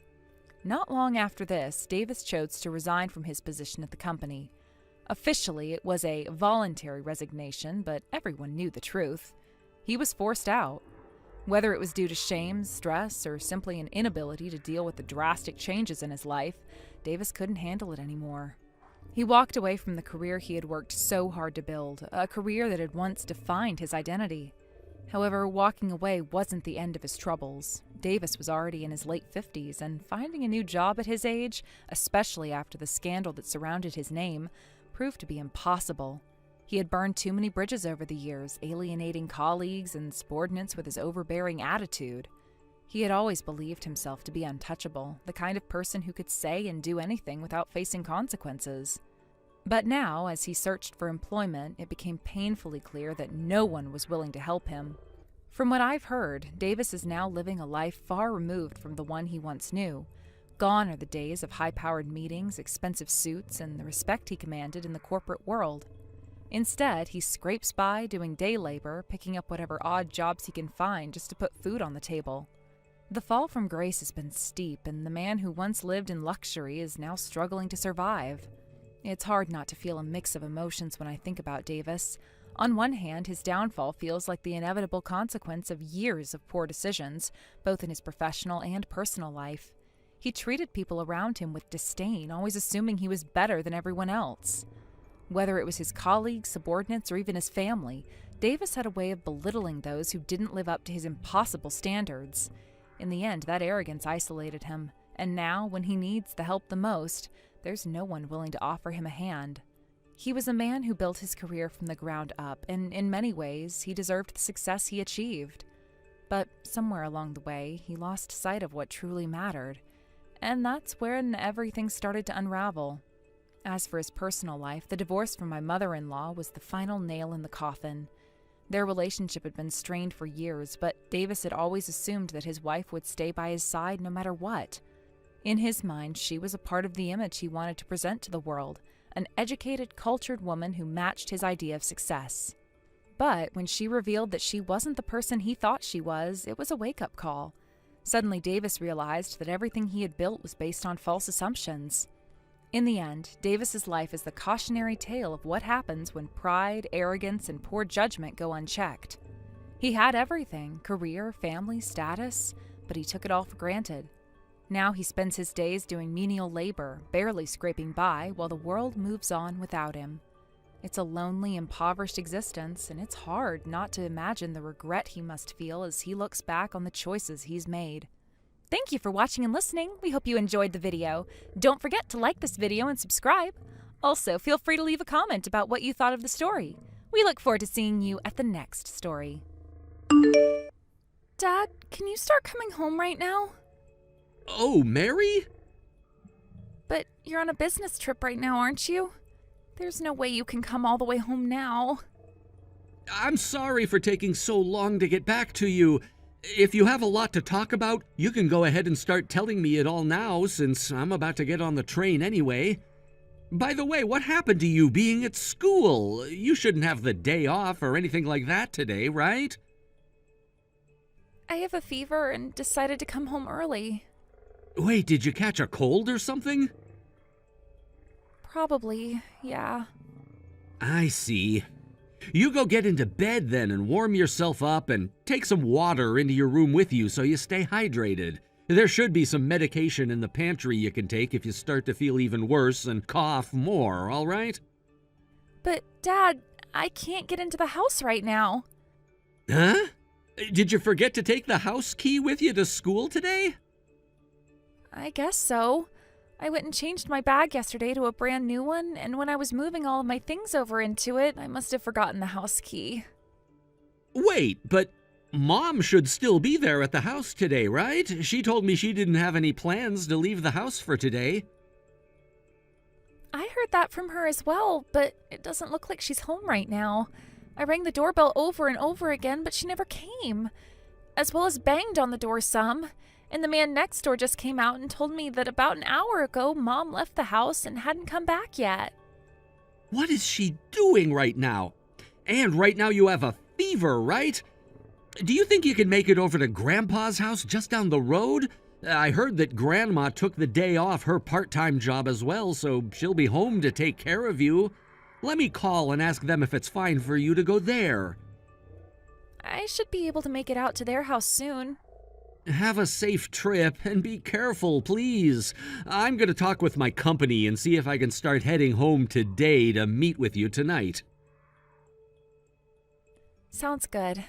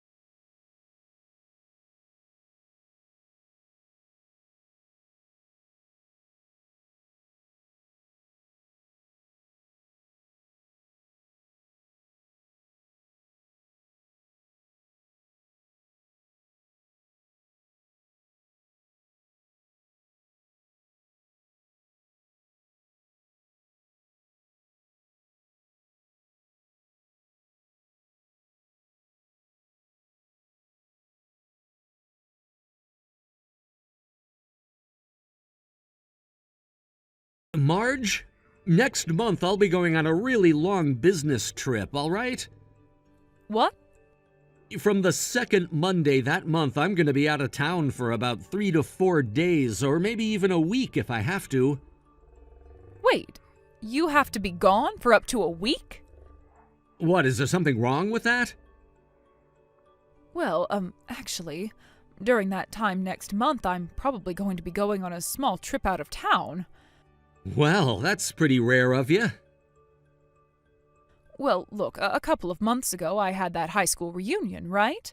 Back then I ran into some old friends of mine again, and we've been talking a lot more ever since. And, we started to talk a lot about the field trips we'd go on and stuff like that in high school. And as we talked and talked and talked, we came up with a plan for a trip that all of us want to take together. I see. So this all started because of that reunion? If I really can, I'd love to be able to go on this trip, so I was wondering if it would be all right to leave Mary over at your parents' place for them to watch over her. I know that she's a high schooler now, but she can't be left home all alone for 10 days without me around, right? That's a good point. I don't mind you taking some time to go on that trip with your friends, but first I'll have to ask and see if my parents will be all right with watching Mary for that time. Once I have an idea of what their plans all are, I'll get back in touch with you and we can chat some more. Sounds good, Dexter.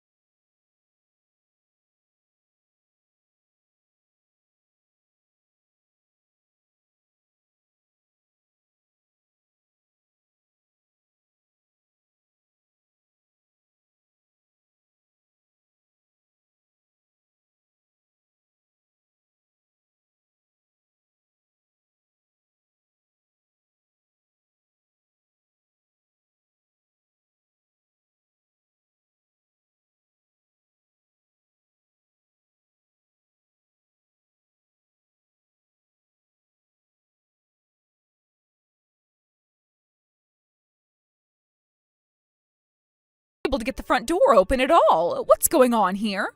Maybe it's my key that's broken, but I really don't think that it is. Do you have any idea what's up with the lock on the front door? Welcome home, Marge. By the way, are you even home right now? I'm home. Then could you please hurry up and come open the front door to let me inside? I don't think it's going to help if I came and opened the door to the house.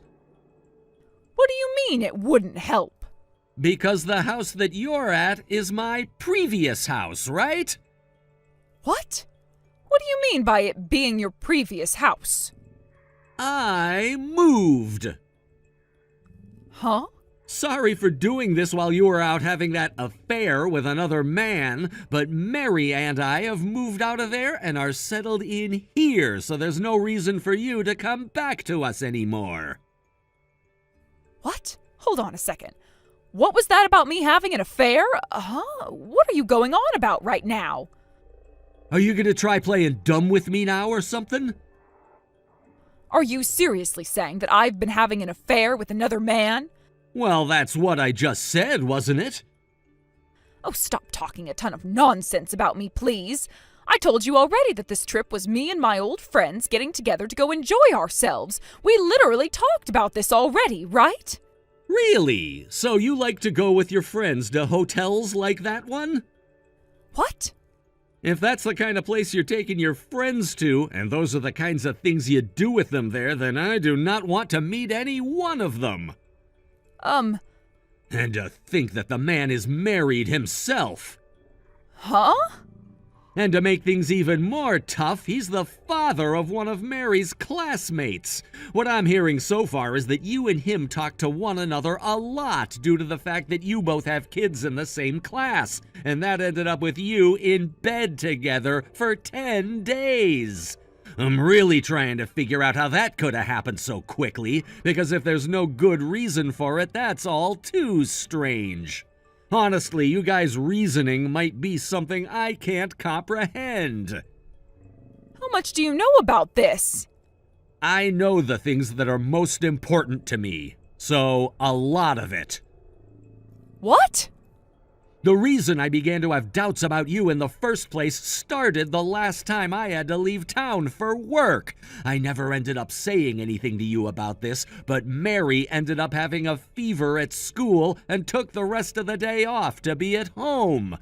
But when she made it home to a house where you should have been, she said you weren't there when she called me. After hearing from her that you were nowhere to be found, I ended up texting you asking where you were at. Do you remember that? You told me that you were at home, the same home that Mary said you specifically weren't at. That's what that was all about? Now that I think about it, there was a time when she came down with something. But she told me that she had stayed at school the whole day and never took time off to come home. That was because she didn't want you figuring out that we were onto you at the time. I guess she wanted to keep everything we thought about you a secret, though, because I never actually told her not to say anything to you. On that day, you were out with that other man, right? What the hell do you think you're doing at the age of 45 when you have a kid in high school?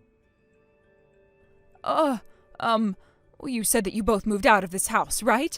Tell me where your new address is. Why should I do that? Why should you? Why do you think I would keep us moving to a new house quiet from you? But...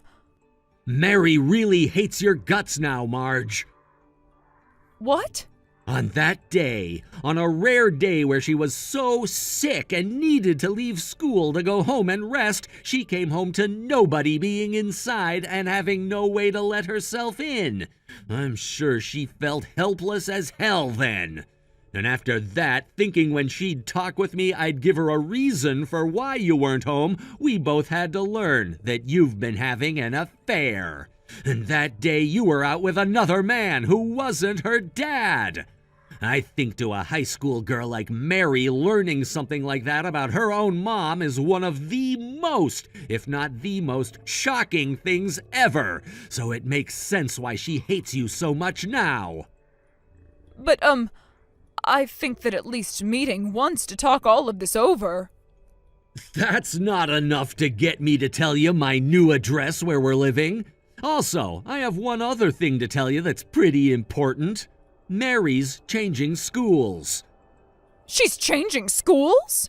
She's going to have to leave her current high school and go somewhere else? That's what she wanted. How could she go to a school every day with a classmate whose dad has been going out with her mom behind her dad's back? It's too much for her to handle now, and with her having to apply for college in a couple years, she can't waste her time worrying about you anymore. So after thinking things through for a little bit, she decided to change schools. I wanted to do anything for her, and that's why I made sure to get us a house closer to where her new school will be. No way! I'm also transferring jobs. Huh? I had plans for something like this before, all right? I wanted to talk with you about it, but then I learned you were most likely having an affair and decided to keep all of this to myself. Then, soon after that, I learned that you were indeed going out with another man behind my back. I thought about how having to continue living in a house like that would ruin my daughter's and my own mental health, and chose to sell it. What the hell? Where the hell am I supposed to go then? How about you go back to your parents' house? What? I already made sure to send all of your things there. Also, the lawyer will be paying your parents' house a visit soon, so... A lawyer? There are a lot of things we have to decide on in the divorce, so I decided it would be best to have a lawyer involved in all of this. And, of course, your secret man is going to be involved in all of this as well. Why do you keep carrying on with this conversation? If you do something like that to me... There's no reason to be worried about what everyone else is going to think about you now. Both your parents and that man's wife are well aware of what you've both been up to. No way! I'm just going to let you know right now, you don't have any allies in this. No, doing all of that without me. Remember, it was you who asked for all of this by having that affair, so could you at least cut it out with trying to blame others for your responsibilities? No, at least not a divorce. If you have anything to say about it, please go have a word with my lawyer. I don't want to talk with you anymore. Mary would like to start making a new environment here with me that is much happier than the one you've created, so stay out of the way of that, please. Wait! With all that being said, I don't think you and I will be meeting with one another anymore. I just told you to wait! Goodbye forever.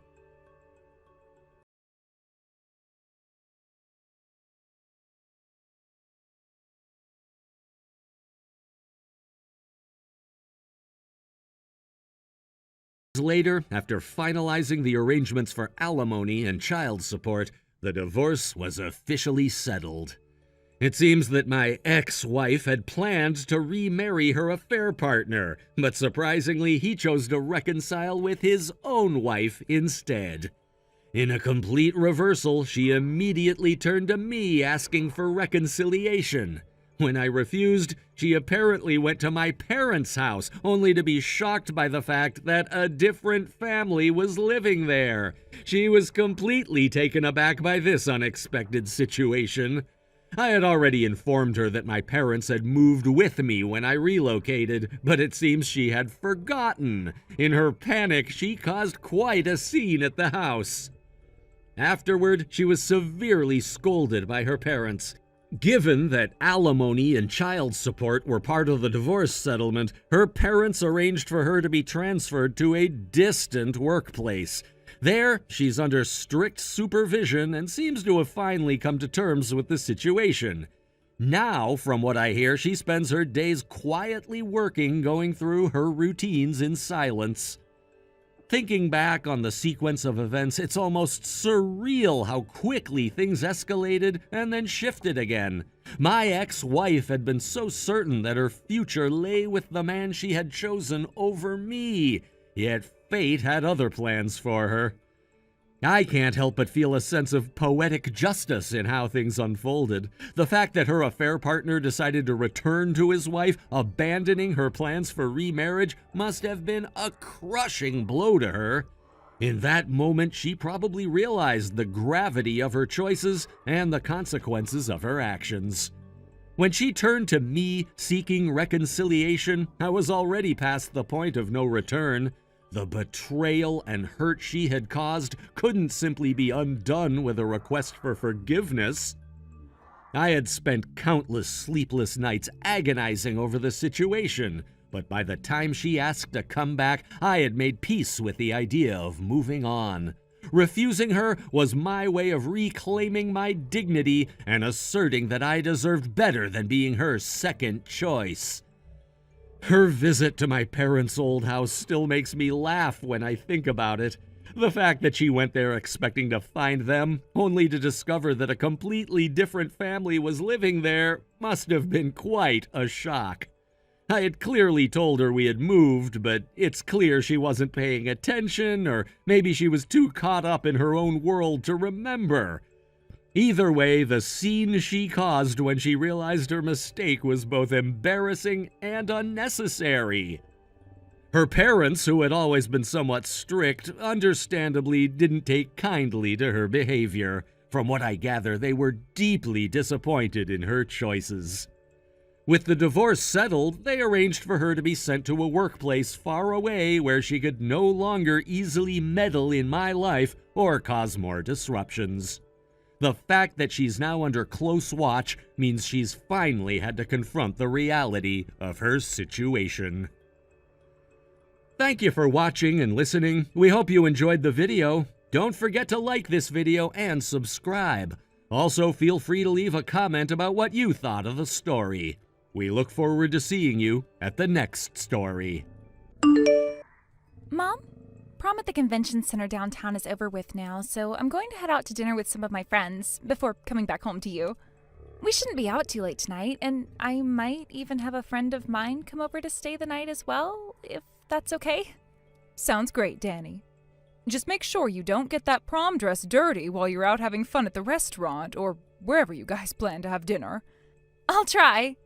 By the way, your sister's going to pick you up later on with her car. Wait, really? Oh, that's such a huge help for me.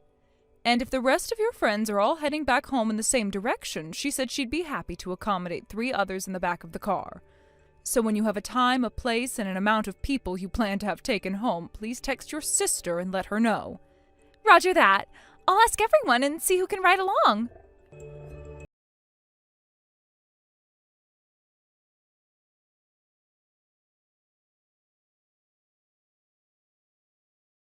Betsy, what the hell do you think you're doing? Marv? Oh, it's been a long time since I last spoke to you through text. Isn't something like this a bit difficult for you? Or have you finally come around to getting used to texting people? This has nothing to do with me and my texting abilities. I'm here to yell at you about how you went and stole my dress. What? I never stole any of your dresses, though. And to start you off with a little bit of important information regarding us, I haven't been out to your place in the past 5 years. I remember you told me to stay away from your house the last time I'd been there, all because my daughter never ended up going to a private high school like your son's daughter has. And you told me that was a crime in your family. And sure, I've passed through town close by to your place before, but not once have I stopped to even say hi to any of you guys there. So then you're saying you broke in and stole the dress? That means you must have made your own key for this house, so I'm asking that you hand that over to me now. Either that or I'll go ahead and change the locks to this house myself and have you pay for the fees. I have neither broken into your house or used a spare key that I'd made to get into there. Well, for the time being, I just want my dress back. And of course, I want you to have it cleaned before handing it back to me. You want your dress cleaned? If you hand that dress back over to me in the sorry state that you've most definitely left it in, then I'm going to make you pay me double for having stolen it from me.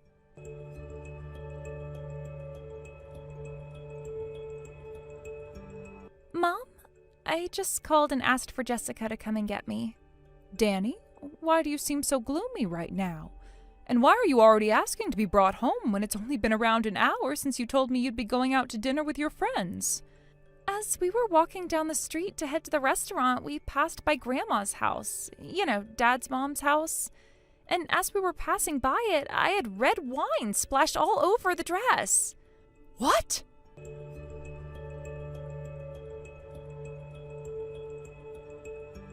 Marv, I just got a couple of text messages from Danny a few seconds ago, and I'm starting to believe that what she said to me has to do with this dress of yours, which you believe I broke into your house and stole from you. Does that mean you're the one that went out and threw red wine all over her prom dress as she was walking by? That was me. As I had gone out to grab the wine I had ordered, which just arrived and would be given to Jasmine for her prom party, I saw your daughter out there wearing my dress as she walked by. No matter how one looked at it, it was very clear that you went and stole my dress from me so that she could have a dress to wear on the day of her prom. I told you already I did not steal that dress. If it were family that had done this to me, I could find a way to forgive them, but it was a stranger who stole my dress from my house. A stranger? I told you that you're no longer allowed anywhere near this house, this family, which makes you a stranger to my family. And for starters, I never once said that I was okay with you getting married to my younger son, and even though it's been 20 years now since you guys got married, I still do not forgive you for that. You are a thief who went and stole my son from me. And I just saw as your daughter of all creatures was out wearing the dress that you stole from me. I suppose thieves have to learn from somewhere, right? And that means she'll make for a good thief herself now. The reason I threw that red wine all over her and the dress was to make sure that you'd have to pay to have the dress cleaned, or else I would have never gotten over the rage that I was in. Getting rid of all those stains from that pearl white dress is going to cost you a lot of money, especially when those stains were made with red wine of all things. I'm not sure the dress will even be salvaged after that. This all feels so wonderful for me right now. The one paying for that dress to be cleaned won't be me, but you, Marv. Huh? Don't you dare start crying about what'll happen with you later.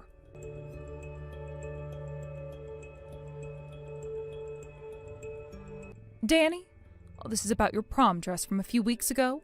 It took a lot of time and a lot of steps to have cleaned, but it's starting to look good as new now with pretty much all of the stains gone. Really? Oh, that's so great to hear.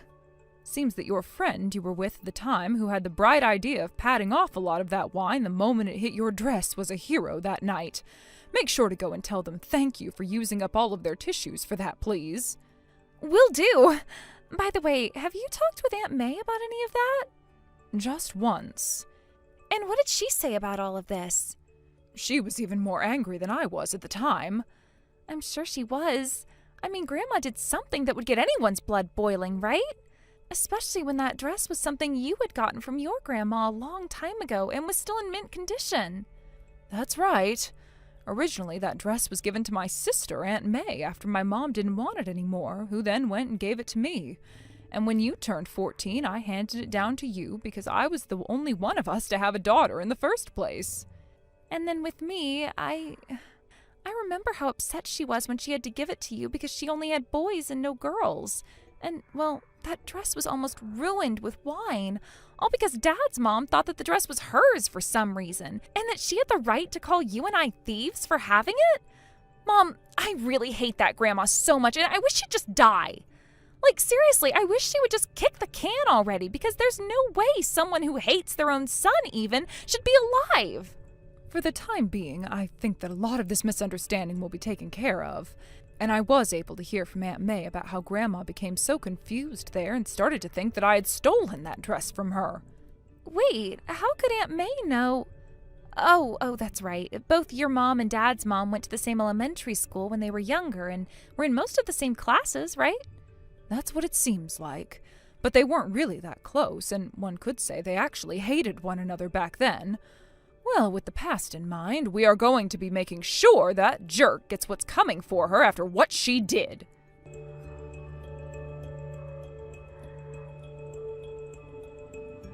Listen here, Betsy.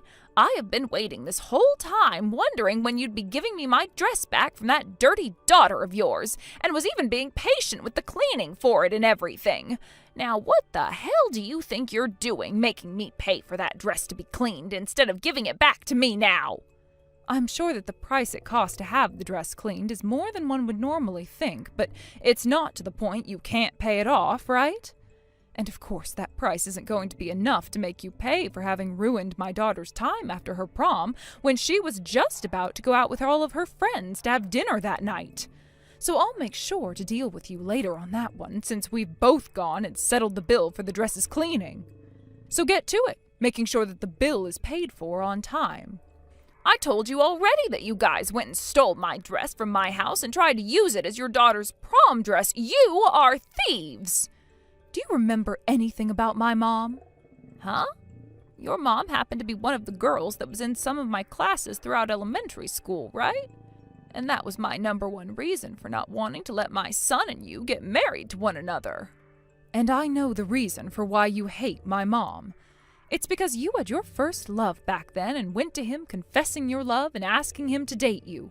But he turned you down, and did so because he said that he was in love with my mom and wanted her instead.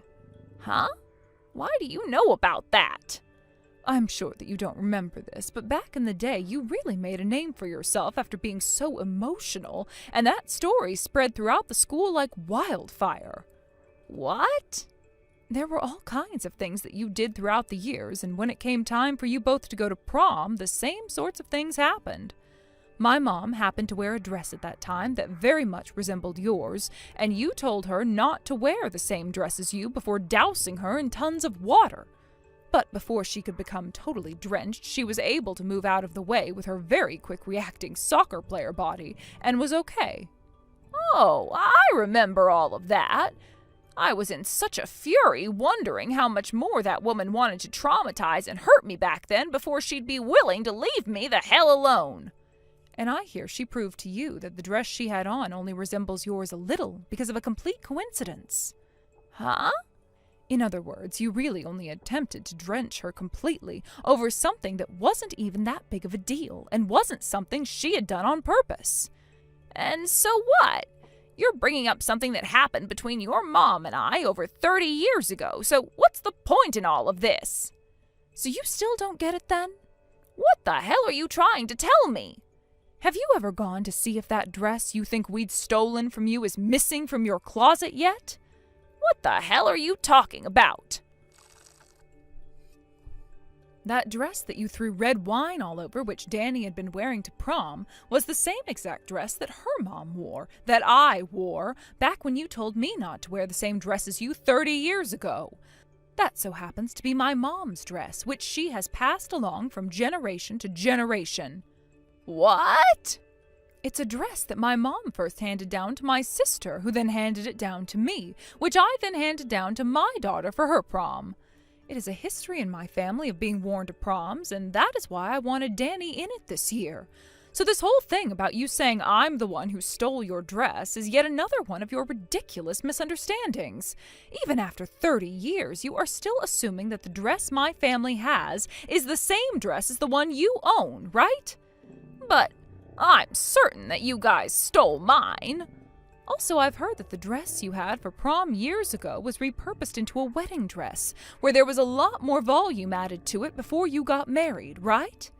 What? That might be true. You can't tell me that you confused a simple prom dress with that of your very own wedding dress, right? I understand that I shouldn't be confusing the two. Then allow me to ask you one last time about this. Have you gone and taken a look in the closet to see if your dress is still there or not? And did you start to call my daughter and I a thief before or after you went and looked for your dress? Did you go out and ruin my daughter's dress on prom night after having gone and looked in your closet for the dress you just assumed we'd stolen from you? I'm sure you don't know this yet, but that dress is something that helped me remember my mom, who passed away 3 years ago. What? Are you going to apologize to me now that you're aware of that?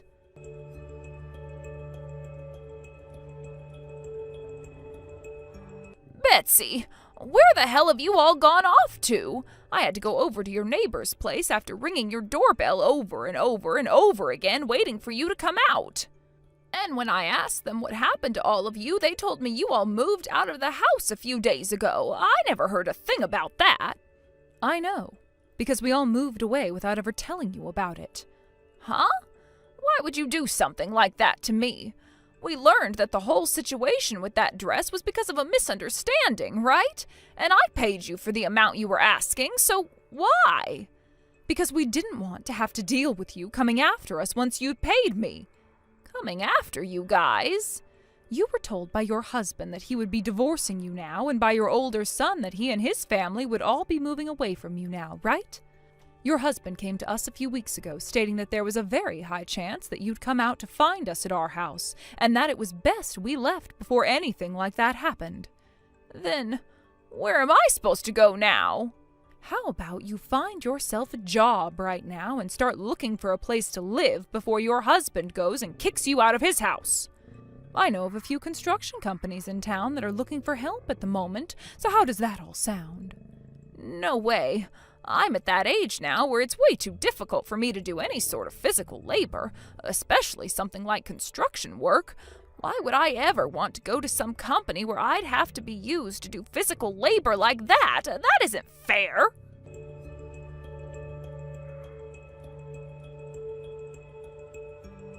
Those last couple of texts I received from my mother-in-law all came from her after she had gone over to our house and was trying to get us to come out and help her. After she had gone over and spoken with our neighbor and then ran back over to our front porch again to text us some more, she noticed Marv drop her phone onto the concrete and then keel over into a fetal position to start crying. And all she screamed about was why she had to go back to working at her age and nothing more. It was at that point that Marv then received texts from not only her husband but her son as well, updating her on their situations and ultimately her situation. Her husband sent her photos of the divorce papers as he was handing them in, saying that she had until tomorrow to be moved out of his house. And the messages from her older son were all about how he and his family were now moved into a new apartment and would no longer be seeing her anymore. These things all piled on top of what she was already screaming about, and that led to her throwing a temper tantrum on the porch. One of her husband's friends saw this happening on our front porch and decided to call around looking for places that would be willing to hire her. He then found someone who would be willing to hire her, and they told him that they'd be there to pick her up in no time. Before long, and right as Marv was getting up to walk home after her tantrum had stopped, 2 black vans pulled into the driveway and a couple of people got out of them and asked her to please get into a van, all while she began to scream and cry. Ever since that day, nobody in the town has ever seen her again, and many people wonder if she's even in the same state as us anymore. I hope that wherever she is now, it's in a good company that does a great job of turning people into productive members of society, and will make short work out of her awful personality for good. As for myself, my husband, and my daughter, we all made sure to move to the other side of town, which is much more of a wooded area, and a place where we could hide our location a lot more easily from Marv. Danny was still able to go to the same school after the move, and my husband and I were able to keep the lives we had before without having to throw much away.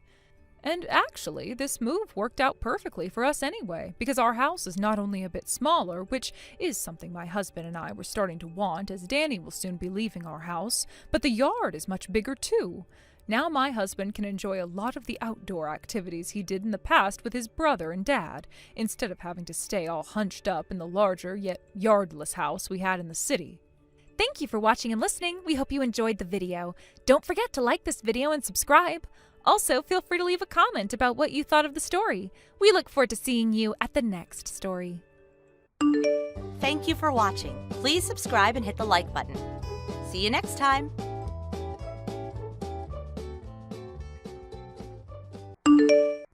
Hey, I just finished up at the clinic. I know it's your dad's funeral today, and I feel awful that I couldn't skip this appointment. It's been on the books for months, and they said it'd be hard to reschedule. I wouldn't have gone if there was any other way. Don't say that! You didn't do anything wrong, Hallie! Honestly, if my dad were still around, he'd be the first to say there's nothing more important than your health. You know how he was, always talking about how a family's only strong when the mom is healthy. That sounds like something he'd say. Still, it's hard not to feel a little guilty. Everyone's coming together to say goodbye, and I'm at a clinic. And everyone will still be there when you arrive. Anyway, you've got time. The service isn't until the afternoon. And more importantly, you're pregnant. You're taking care of yourself and our baby. That's exactly what he'd want. You're being too kind to me. I was really worried you'd be upset. Why would I be? You've done nothing but support me these past few weeks. This pregnancy hasn't been easy, and you still insisted on helping with the funeral arrangements.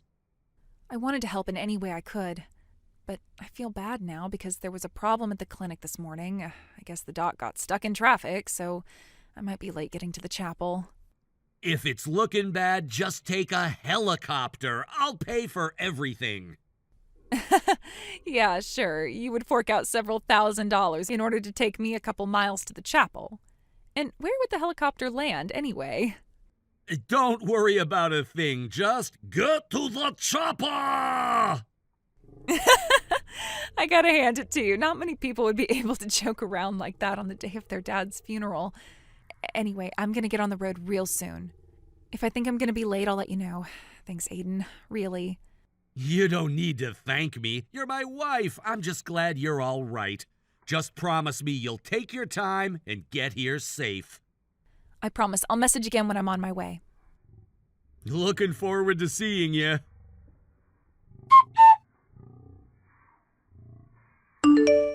Hey there, you're Hallie, right? Just wanted to double check before we get properly reacquainted. Wouldn't want to startle the wrong wife.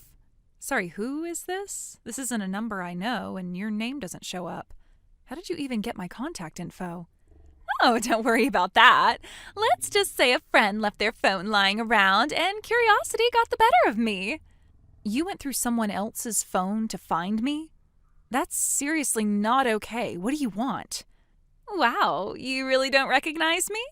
I thought I left more of an impression than that. It's me, Kalina, Aiden's first wife. Wait, what? Kalina?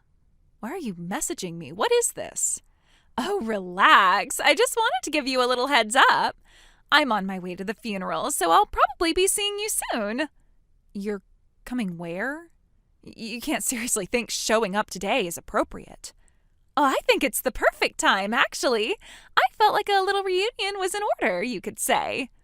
Kalina, I have no idea what you're after, but you are not a part of this family anymore.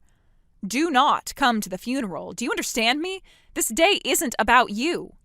I'm not coming for them. I'm coming for Aiden. You're just a sideshow for the main attraction. You are unbelievable. After everything that happened, you think you can just show up out of nowhere and make demands? I don't think I need to remind you that you cheated on Aiden. And not just with some random guy you met at a bar. You had an affair with Aiden's uncle Hector. You didn't just hurt him, you tore his entire family apart. And now, on the day of his father's funeral, you want to waltz in like none of that ever happened?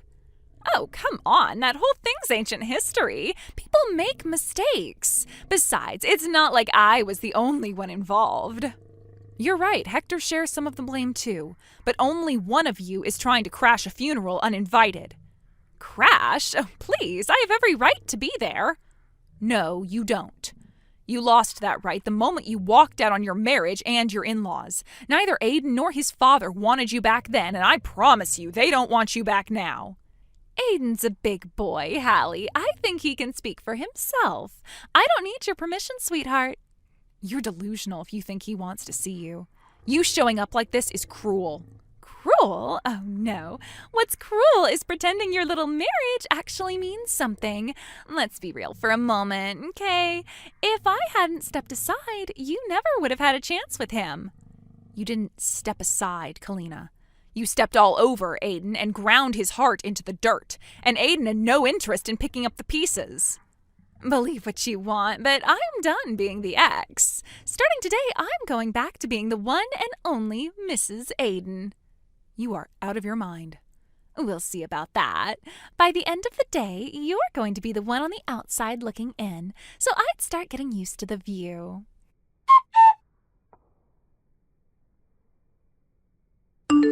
Aiden, something is seriously wrong. I just got a line message from Kalina, your ex-wife. She somehow got my number from someone's phone, and she said she's on her way to the funeral. Is this real? What is happening? Hallie, you need to listen to me. Do not come to the funeral. Do you understand? Stay away. I'm not messing around. Turn around now. Don't even get near the chapel. What? Why? Is she really there? I thought she was bluffing. Should I come help? I can be there in 15 minutes. No! No. Do not come. I mean it. Hallie, stay away. Yeah, she's here. She walked in like she owns the place. I looked up and there she was, smiling like this is some kind of class reunion. She's inside the chapel right now? What is she doing? She's talking to people like she's still part of the family, smiling, calling relatives by name. My cousin Jenny froze when she saw her. My aunt left crying. People are whispering. My relatives are shaking. The entire front row is tense. Everyone's staring at me for answers. Oh my God, Aiden. Why is she doing this? What does she even want? I don't know, but this isn't random. She planned it. And Hallie, she knows you're pregnant. What? How? How the hell would she know that? She heard it through someone or traced your name through friends or something. She got your info and followed the trail straight to you. I'm doing everything I can to keep her contained. Couple of my friends are standing around her just in case she tries anything funny. Just please stay away. Don't let her see you. Not today. Okay, I understand. I'll pull into the cafe and wait it out. What do you think she's after? The only thing I know for sure is that she didn't come here to mourn my father. She walked in like she belonged, like this was a stage for the performance of a lifetime. And now she's just sitting there, smiling. You're serious? She's actually acting like she deserves to be there? Yeah, she's calm as anything. It's almost eerie. Not a hint of shame, like she's got unfinished business to settle. That's sick. After everything she did to your family, how could she even show her face? Because in her head, this is a second chance. She thinks she can claw her way back into my life. Why now? Why today of all days? Apparently, she found out there's inheritance money involved, and she's desperate. You think she's after money? Hallie, she's broke. I mean, seriously broke, like neck deep in debt. But still, even if that were the case, why do this? Showing up at a funeral like it's some kind of lottery ticket? When we were married, she burned through every cent we had. She's got no savings and no plan. Just bags and bills and luxury she couldn't afford. I remember you told me, but God, I didn't realize it was that bad.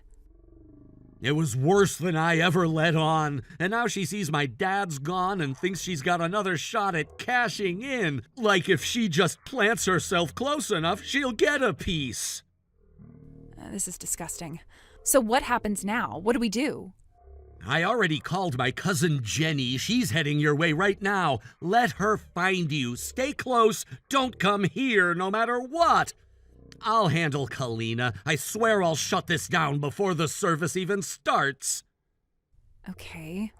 Just be careful, all right? Please. I will. But I need you to promise you'll stay safe. You and the baby are all that matters to me right now. Everything else can burn.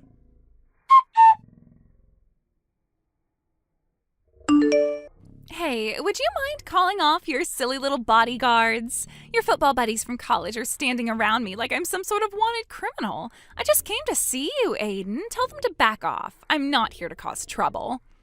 You already are trouble. Showing up uninvited on today of all days, you've lost it. You're saying that because you have your image to keep up, but I know the truth. We're getting back together. That's why I came. Back together? What reality are you living in? Oh, come on. You think I believe you're really happy with her?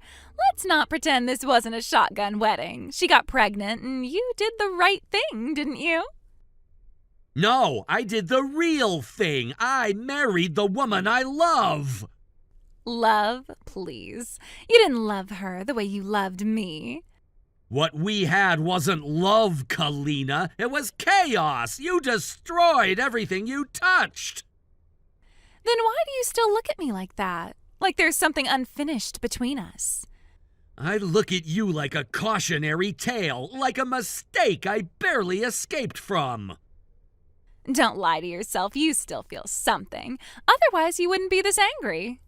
I'm angry because you're hijacking my father's funeral for your delusions. What's really bothering you is the inheritance, huh? You know Hallie's going to take a cut that should have gone to us. There is no us, Kalina. Not anymore. And Hallie doesn't care about the money, unlike you. Fine, she can have her little share. I'll tolerate it. Because I know you'll come around eventually. You're not doing anyone a favor, and if you think I'd leave my wife and child for you, you're completely out of your mind. Tell me, since we're being honest, What happened to Hector? You know, my uncle, the one you cheated on me with? Fine. You want honesty? I dumped him. What was the point of sticking around after he got cut out of the will? The whole reason I bothered with him was because your grandfather left him something decent.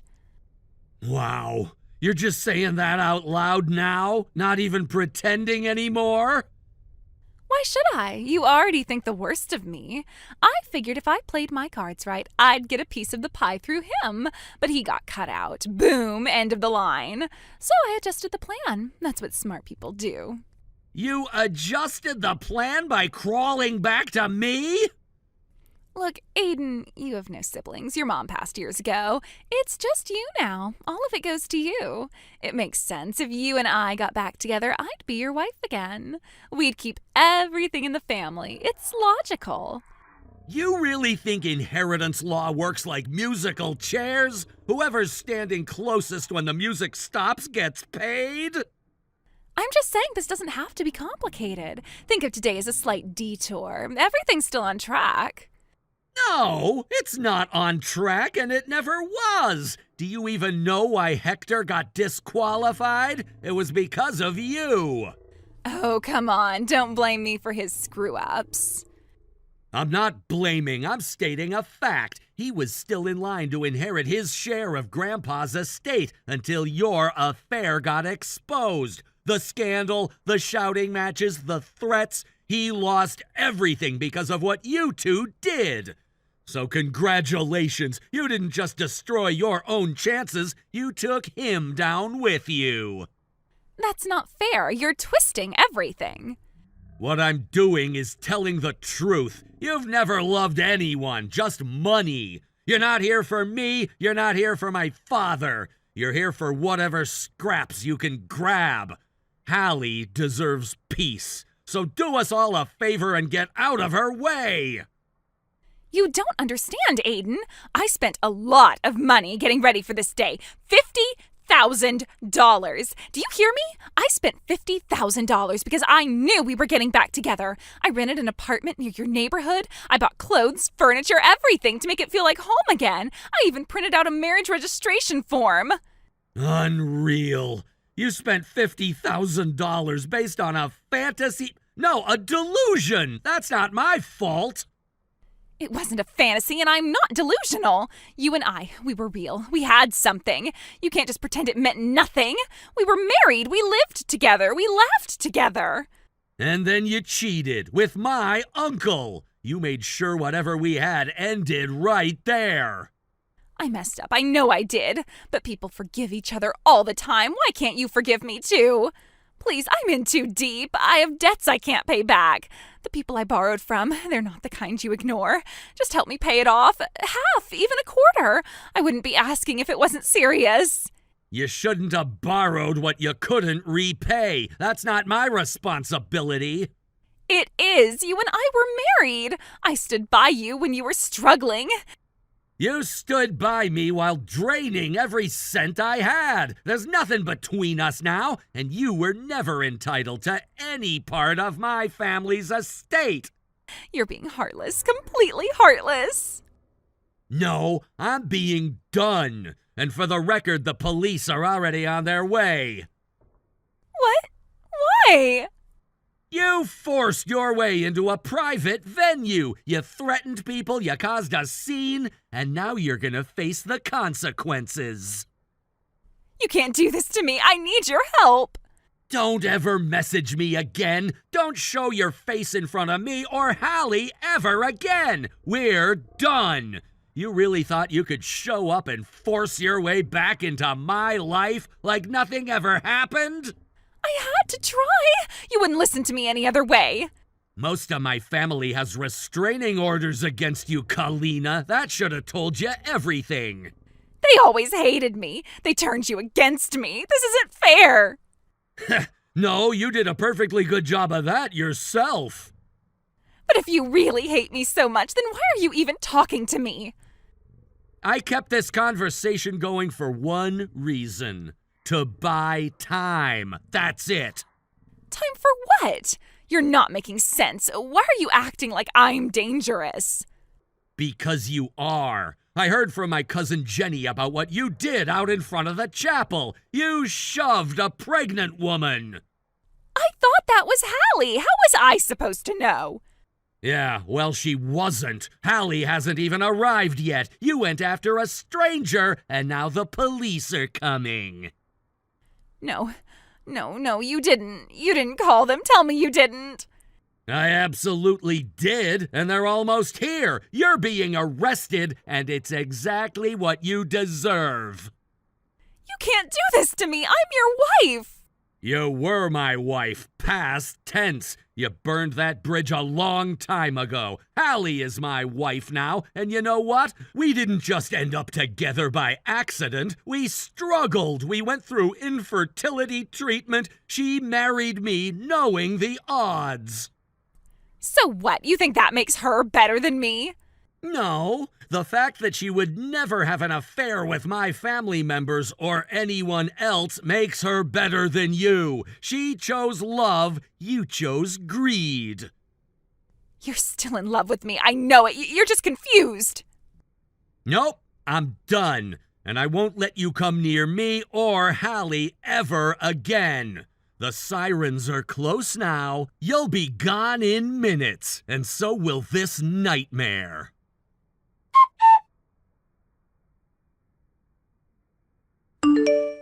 Kalina was arrested that day, charged not only with trespassing, but also with resisting arrest and a litany of other crimes. I didn't see her. I never even made it to the venue before they took her away. Aiden made sure of that. The funeral went on peacefully after she was gone. I arrived just in time to help say goodbye. We stood together as Aiden's father was laid to rest, finally without disruption. A few weeks later, I gave birth to our son. He was small but strong. Holding him felt like the end of a long storm. We later heard Kalina's debts were tied to dangerous loan sharks. Someone said she was sent overseas to work it off, but Aiden didn't want to know more. He deleted the messages without opening them. She's not a part of our life, he said. She doesn't get a single second more. And that was it. We turned the page. We chose peace. We chose love. Aiden promised our son would grow up knowing security, not chaos. And I believe him. Thank you for watching. Please subscribe and hit the like button. See you next time.